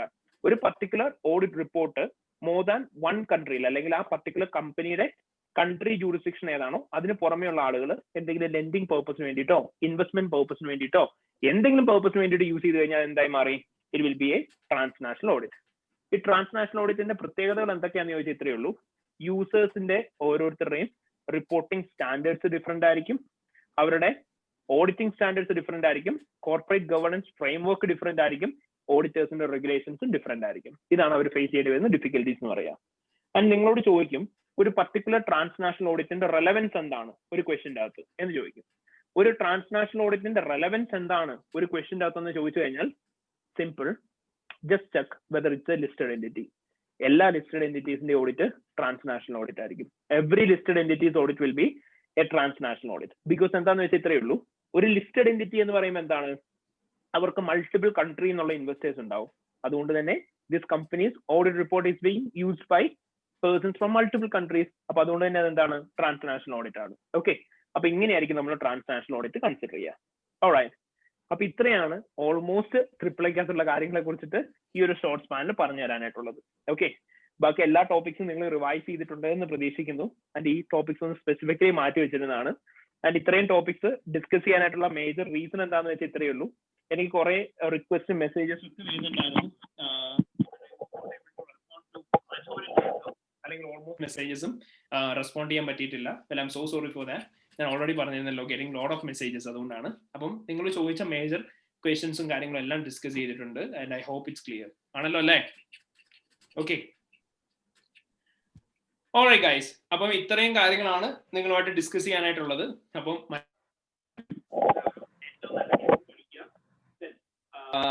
ഇനിയിപ്പോ പുതിയ ടോപ്പിക്സോ കാര്യങ്ങളോ ഒന്നും പഠിക്കാൻ നോക്കണ്ട, മാക്സിമം റിവൈസ് ചെയ്യാൻ നോക്കുക. And better do one thing, if possible നിങ്ങൾ എല്ലാവരും നമ്മുടെ മാക്സിമം നമ്പർ ഓഫ് ക്വസ്റ്റ്യൻസ് നാളേക്കായിട്ടിരുന്ന് വായിച്ചു നോക്കാൻ പറ്റുന്നുണ്ടെങ്കിൽ ക്വസ്റ്റ്യൻസ് ഒക്കെ ഒന്ന് വായിച്ചു നോക്കുക, ആൻസേഴ്സും വായിച്ചു നോക്കുക. ഓക്കെ, ആൻഡ് ഇത്ര മാത്രം ഓർത്താൽ മതി. ക്വസ്റ്റ്യൻസും ആൻസേഴ്സും വായിക്കാൻ നോക്കുന്ന സമയത്ത് ഡെഫിനറ്റ്ലി അവിടെ ഉണ്ടാവുന്ന ഒരു പോസിബിലിറ്റി ആയിരിക്കും ചിലപ്പോൾ കുറച്ച് കോൺഫിഡൻസ് കുറയാം. കാരണം എന്താണ്? നിങ്ങൾ വായിക്കുന്ന സമയത്ത് ഇതുവരെ പരിചയമില്ലാത്തൊരു പോയിന്റും കൂടെ വന്നു. പക്ഷെ I can assure you on one thing, നിങ്ങൾ നാളെ വായിക്കുന്ന സമയത്ത് ഏതെങ്കിലും ഒരു പോയിന്റ് പുതിയതായിട്ട് നിങ്ങൾ കാണുകയാണ്, ഡെഫിനറ്റ്ലി നിങ്ങൾ കുറച്ച് ടെൻസ്ഡ് ആവും. പക്ഷെ ആ ടെൻഷന്റെ പുറത്ത് വായിച്ചു നോക്കുന്ന പോയിന്റ് ഉണ്ടല്ലോ ഒരിക്കലും മറന്നു പോകില്ല. അതുകൊണ്ട് തന്നെ മാക്സിമം ക്വസ്റ്റ്യൻസ് ഒന്ന് വായിച്ച് നോക്കാൻ ശ്രമിക്കുക എല്ലാവരും. ഓക്കെ, ദെൻ ബാക്കിലെ ആൻസേഴ്സും കൂടെ ഒപ്പം വായിച്ചു പോവാ. ദെൻ ഇൻ കേസ് എങ്ങാനും പിക്ക് ചെയ്യാൻ പറ്റിയിട്ടില്ല എന്നുണ്ടെങ്കിൽ എന്താണ് അവിടെ വന്ന പ്രശ്നം എന്നുള്ള കാര്യം കൂടി മനസ്സിലാക്കി വെക്കുക. അപ്പം എല്ലാ ക്വസ്റ്റ്യൻസും ചെയ്യാൻ ടൈം കിട്ടിയിട്ടുണ്ടാവില്ല എല്ലാവർക്കും. No issues with that. നിങ്ങൾ ചെയ്ത ക്വസ്റ്റ്യൻസ് ഒക്കെ പ്രോപ്പർലി ചെയ്താൽ മാത്രം മതി. കാരണം നമ്മുടെ ട്രിപ്പിലേക്കകത്തുള്ള ഏറ്റവും വലിയ സ്പെഷ്യാലിറ്റിയാണ് നമ്മൾ ഒരു ക്വസ്റ്റ്യൻ എങ്ങനെയാണ് ചെയ്യുന്നത് എന്നുള്ള കാര്യം മനസ്സിലാക്കി കഴിഞ്ഞാൽ അതുമായിട്ട് റിലേറ്റഡ് ആവുന്ന എല്ലാ ക്വസ്റ്റ്യൻസിനും മാറ്റം വരാൻ പോകുന്ന അക്കൗണ്ടിങ് സ്റ്റാൻഡേർഡ്സിൽ മാത്രമാണ്. അതായത് matters to be considered audit evidence നിങ്ങൾ പഠിച്ചു കഴിഞ്ഞു. അങ്ങനെയാണെങ്കിൽ ആ matters to be considered audit എവിഡൻസിന്റെ നാളെ വരാൻ പോകുന്ന ക്വസ്റ്റ്യൻ സെയിം തന്നെ ആയിരിക്കും. ഒരേ ഒരു വ്യത്യാസം സിനാരിയോയിൽ മാറ്റം. സിനാരിയോയിൽ മാറ്റം എന്താണ്? അക്കൗണ്ടിങ് ട്രീറ്റ്മെന്റിലുള്ള വ്യത്യാസം. അപ്പൊ അതുകൊണ്ട് തന്നെ മോർ ഓവർ നിങ്ങൾ ഇവിടെ ഏറ്റവും കൂടുതൽ ഫോക്കസ് ചെയ്യേണ്ടത് എന്താണ്? Accounting standards. ആരെങ്കിലും ഏതെങ്കിലും സ്റ്റാൻഡേർഡ്സ് പഠിച്ചിട്ടില്ല എന്നുണ്ടെങ്കിൽ നാളെ തന്നെ അക്കൗണ്ടിങ് സ്റ്റാൻഡേർഡ്സും കൂടി ഒന്ന് റിവൈസ് ചെയ്യുക. സ്റ്റാൻഡേർഡ്സ് റിവൈസ് ചെയ്യുമ്പോൾ ഒരു കാര്യം മാത്രം ശ്രദ്ധിച്ചാൽ മതി. അവിടെ കൂടുതലും നിങ്ങൾ സ്റ്റാൻഡേർഡ്സിന് ഇനീഷ്യൽ റെക്കഗ്നീഷൻ നോക്കിയാൽ മതി. ഇൻഡെപ്ത് ആയിട്ടൊന്നും ഒരു സ്റ്റാൻഡേർഡിനെ കുറിച്ച് നോക്കണ്ട. എല്ലാ സ്റ്റാൻഡേർഡ്സിന് ഇനീഷ്യൽ റെക്കഗ്നീഷൻ നോക്കുക, അത് പ്രോപ്പർലി മനസ്സിലാക്കി വെക്കുക. അത്ര മാത്രം ചെയ്താൽ മതി. Okay, alright. അപ്പം എല്ലാവരും മൺഡേ എക്സാമിന് വേണ്ടിയിട്ട് നല്ലപോലെ പ്രിപ്പയർ ചെയ്യുക. നാളെ ഇരുന്നിട്ട് എല്ലാം ഒന്ന് റിവൈസ് ചെയ്യുക. അതുപോലെ തന്നെ എക്സാം ചെക്ക് ലിസ്റ്റും കാര്യങ്ങളും എല്ലാം നോക്കുക. ആൻഡ് മോർ ഓവർ ലാസ്റ്റ് ടൈമിലുണ്ടായ ഏറ്റവും വലിയ ഇഷ്യൂ ആണ് നിങ്ങൾ പ്രോപ്പർലി നോക്കുന്നുണ്ടാവണം നിങ്ങളുടെ എക്സാമിന്റെ ടൈം കേട്ടോ. എല്ലാവരും ഹോൾ ടിക്കറ്റ് അല്ലെങ്കിൽ നിങ്ങൾക്ക് ബുക്കിങ്ങിന് സമയത്ത് വന്നേക്കുന്ന കൺഫർമേഷൻ മെയിലിൻ്റെ അകത്ത് നോക്കുക. നിങ്ങളുടെ ടൈം ഏതാണ്? IST-യിലാണോ ഇന്ത്യൻ സ്റ്റാൻഡേർഡ് ടൈമിലാണോ എന്നുള്ള കാര്യം നോക്കുക. കറക്റ്റ് ടൈമിൽ തന്നെ, കറക്റ്റ് ടൈമിലല്ല, അറ്റ്ലീസ്റ്റ് 1 hour എങ്കിലും മുമ്പ് എക്സാമിന് വേണ്ടിയിട്ട് എല്ലാ കാര്യങ്ങളും ചെയ്തു വെക്കുക. 30 minutes മുന്നേ തന്നെ ലോഗിൻ ചെയ്യുക കേട്ടോ എല്ലാവരും. Okay, so that's it. അപ്പൊ അത്രയേ ഉള്ളൂ. അപ്പൊ എല്ലാവരും നല്ലപോലെ പഠിക്കുക. All the best. ഓക്കെ, അപ്പം നല്ലപോലെ പ്രാർത്ഥിക്കുക. എല്ലാവരും പ്രാർത്ഥിക്കുക, നല്ലപോലെ പഠിക്കുക. ഓക്കെ, ചോദിച്ചോ. സർ, ഫൈനലായിട്ട് നാളെ നോക്കേണ്ട ടോപ്പിക്സ് ഒന്ന് പറയുമോ? മീൻസ് ജസ്റ്റ് ബ്രഷ് അപ്പ് ചെയ്തിടേണ്ട ഇമ്പോർട്ടന്റ് ആയിട്ടുള്ള ബ്രഷ് അപ്പ് ചെയ്യാനായിട്ട് ഇമ്പോർട്ടന്റ് ആയിട്ടുള്ള കാര്യങ്ങൾ എന്ന് പറഞ്ഞാല് ജസ്റ്റ് തിയറീസ് ഒക്കെ ഒന്ന് വായിച്ചു നോക്കുക. തിയറീസ് ഒക്കെ വായിച്ചു നോക്കി കഴിഞ്ഞിട്ടുണ്ടെങ്കിൽ നിങ്ങൾക്ക് ഷെയർ ചെയ്ത ഫയലിനകത്ത് ഇമ്പോർട്ടന്റ് ക്വസ്റ്റ്യൻസ് പറഞ്ഞൊരു ഫയൽ ഷെയർ ചെയ്തില്ലായിരുന്നോ? അല്ലെങ്കിൽ ഇതിന്റെ ഒരു സ്നാപ്പ് എടുത്തോ.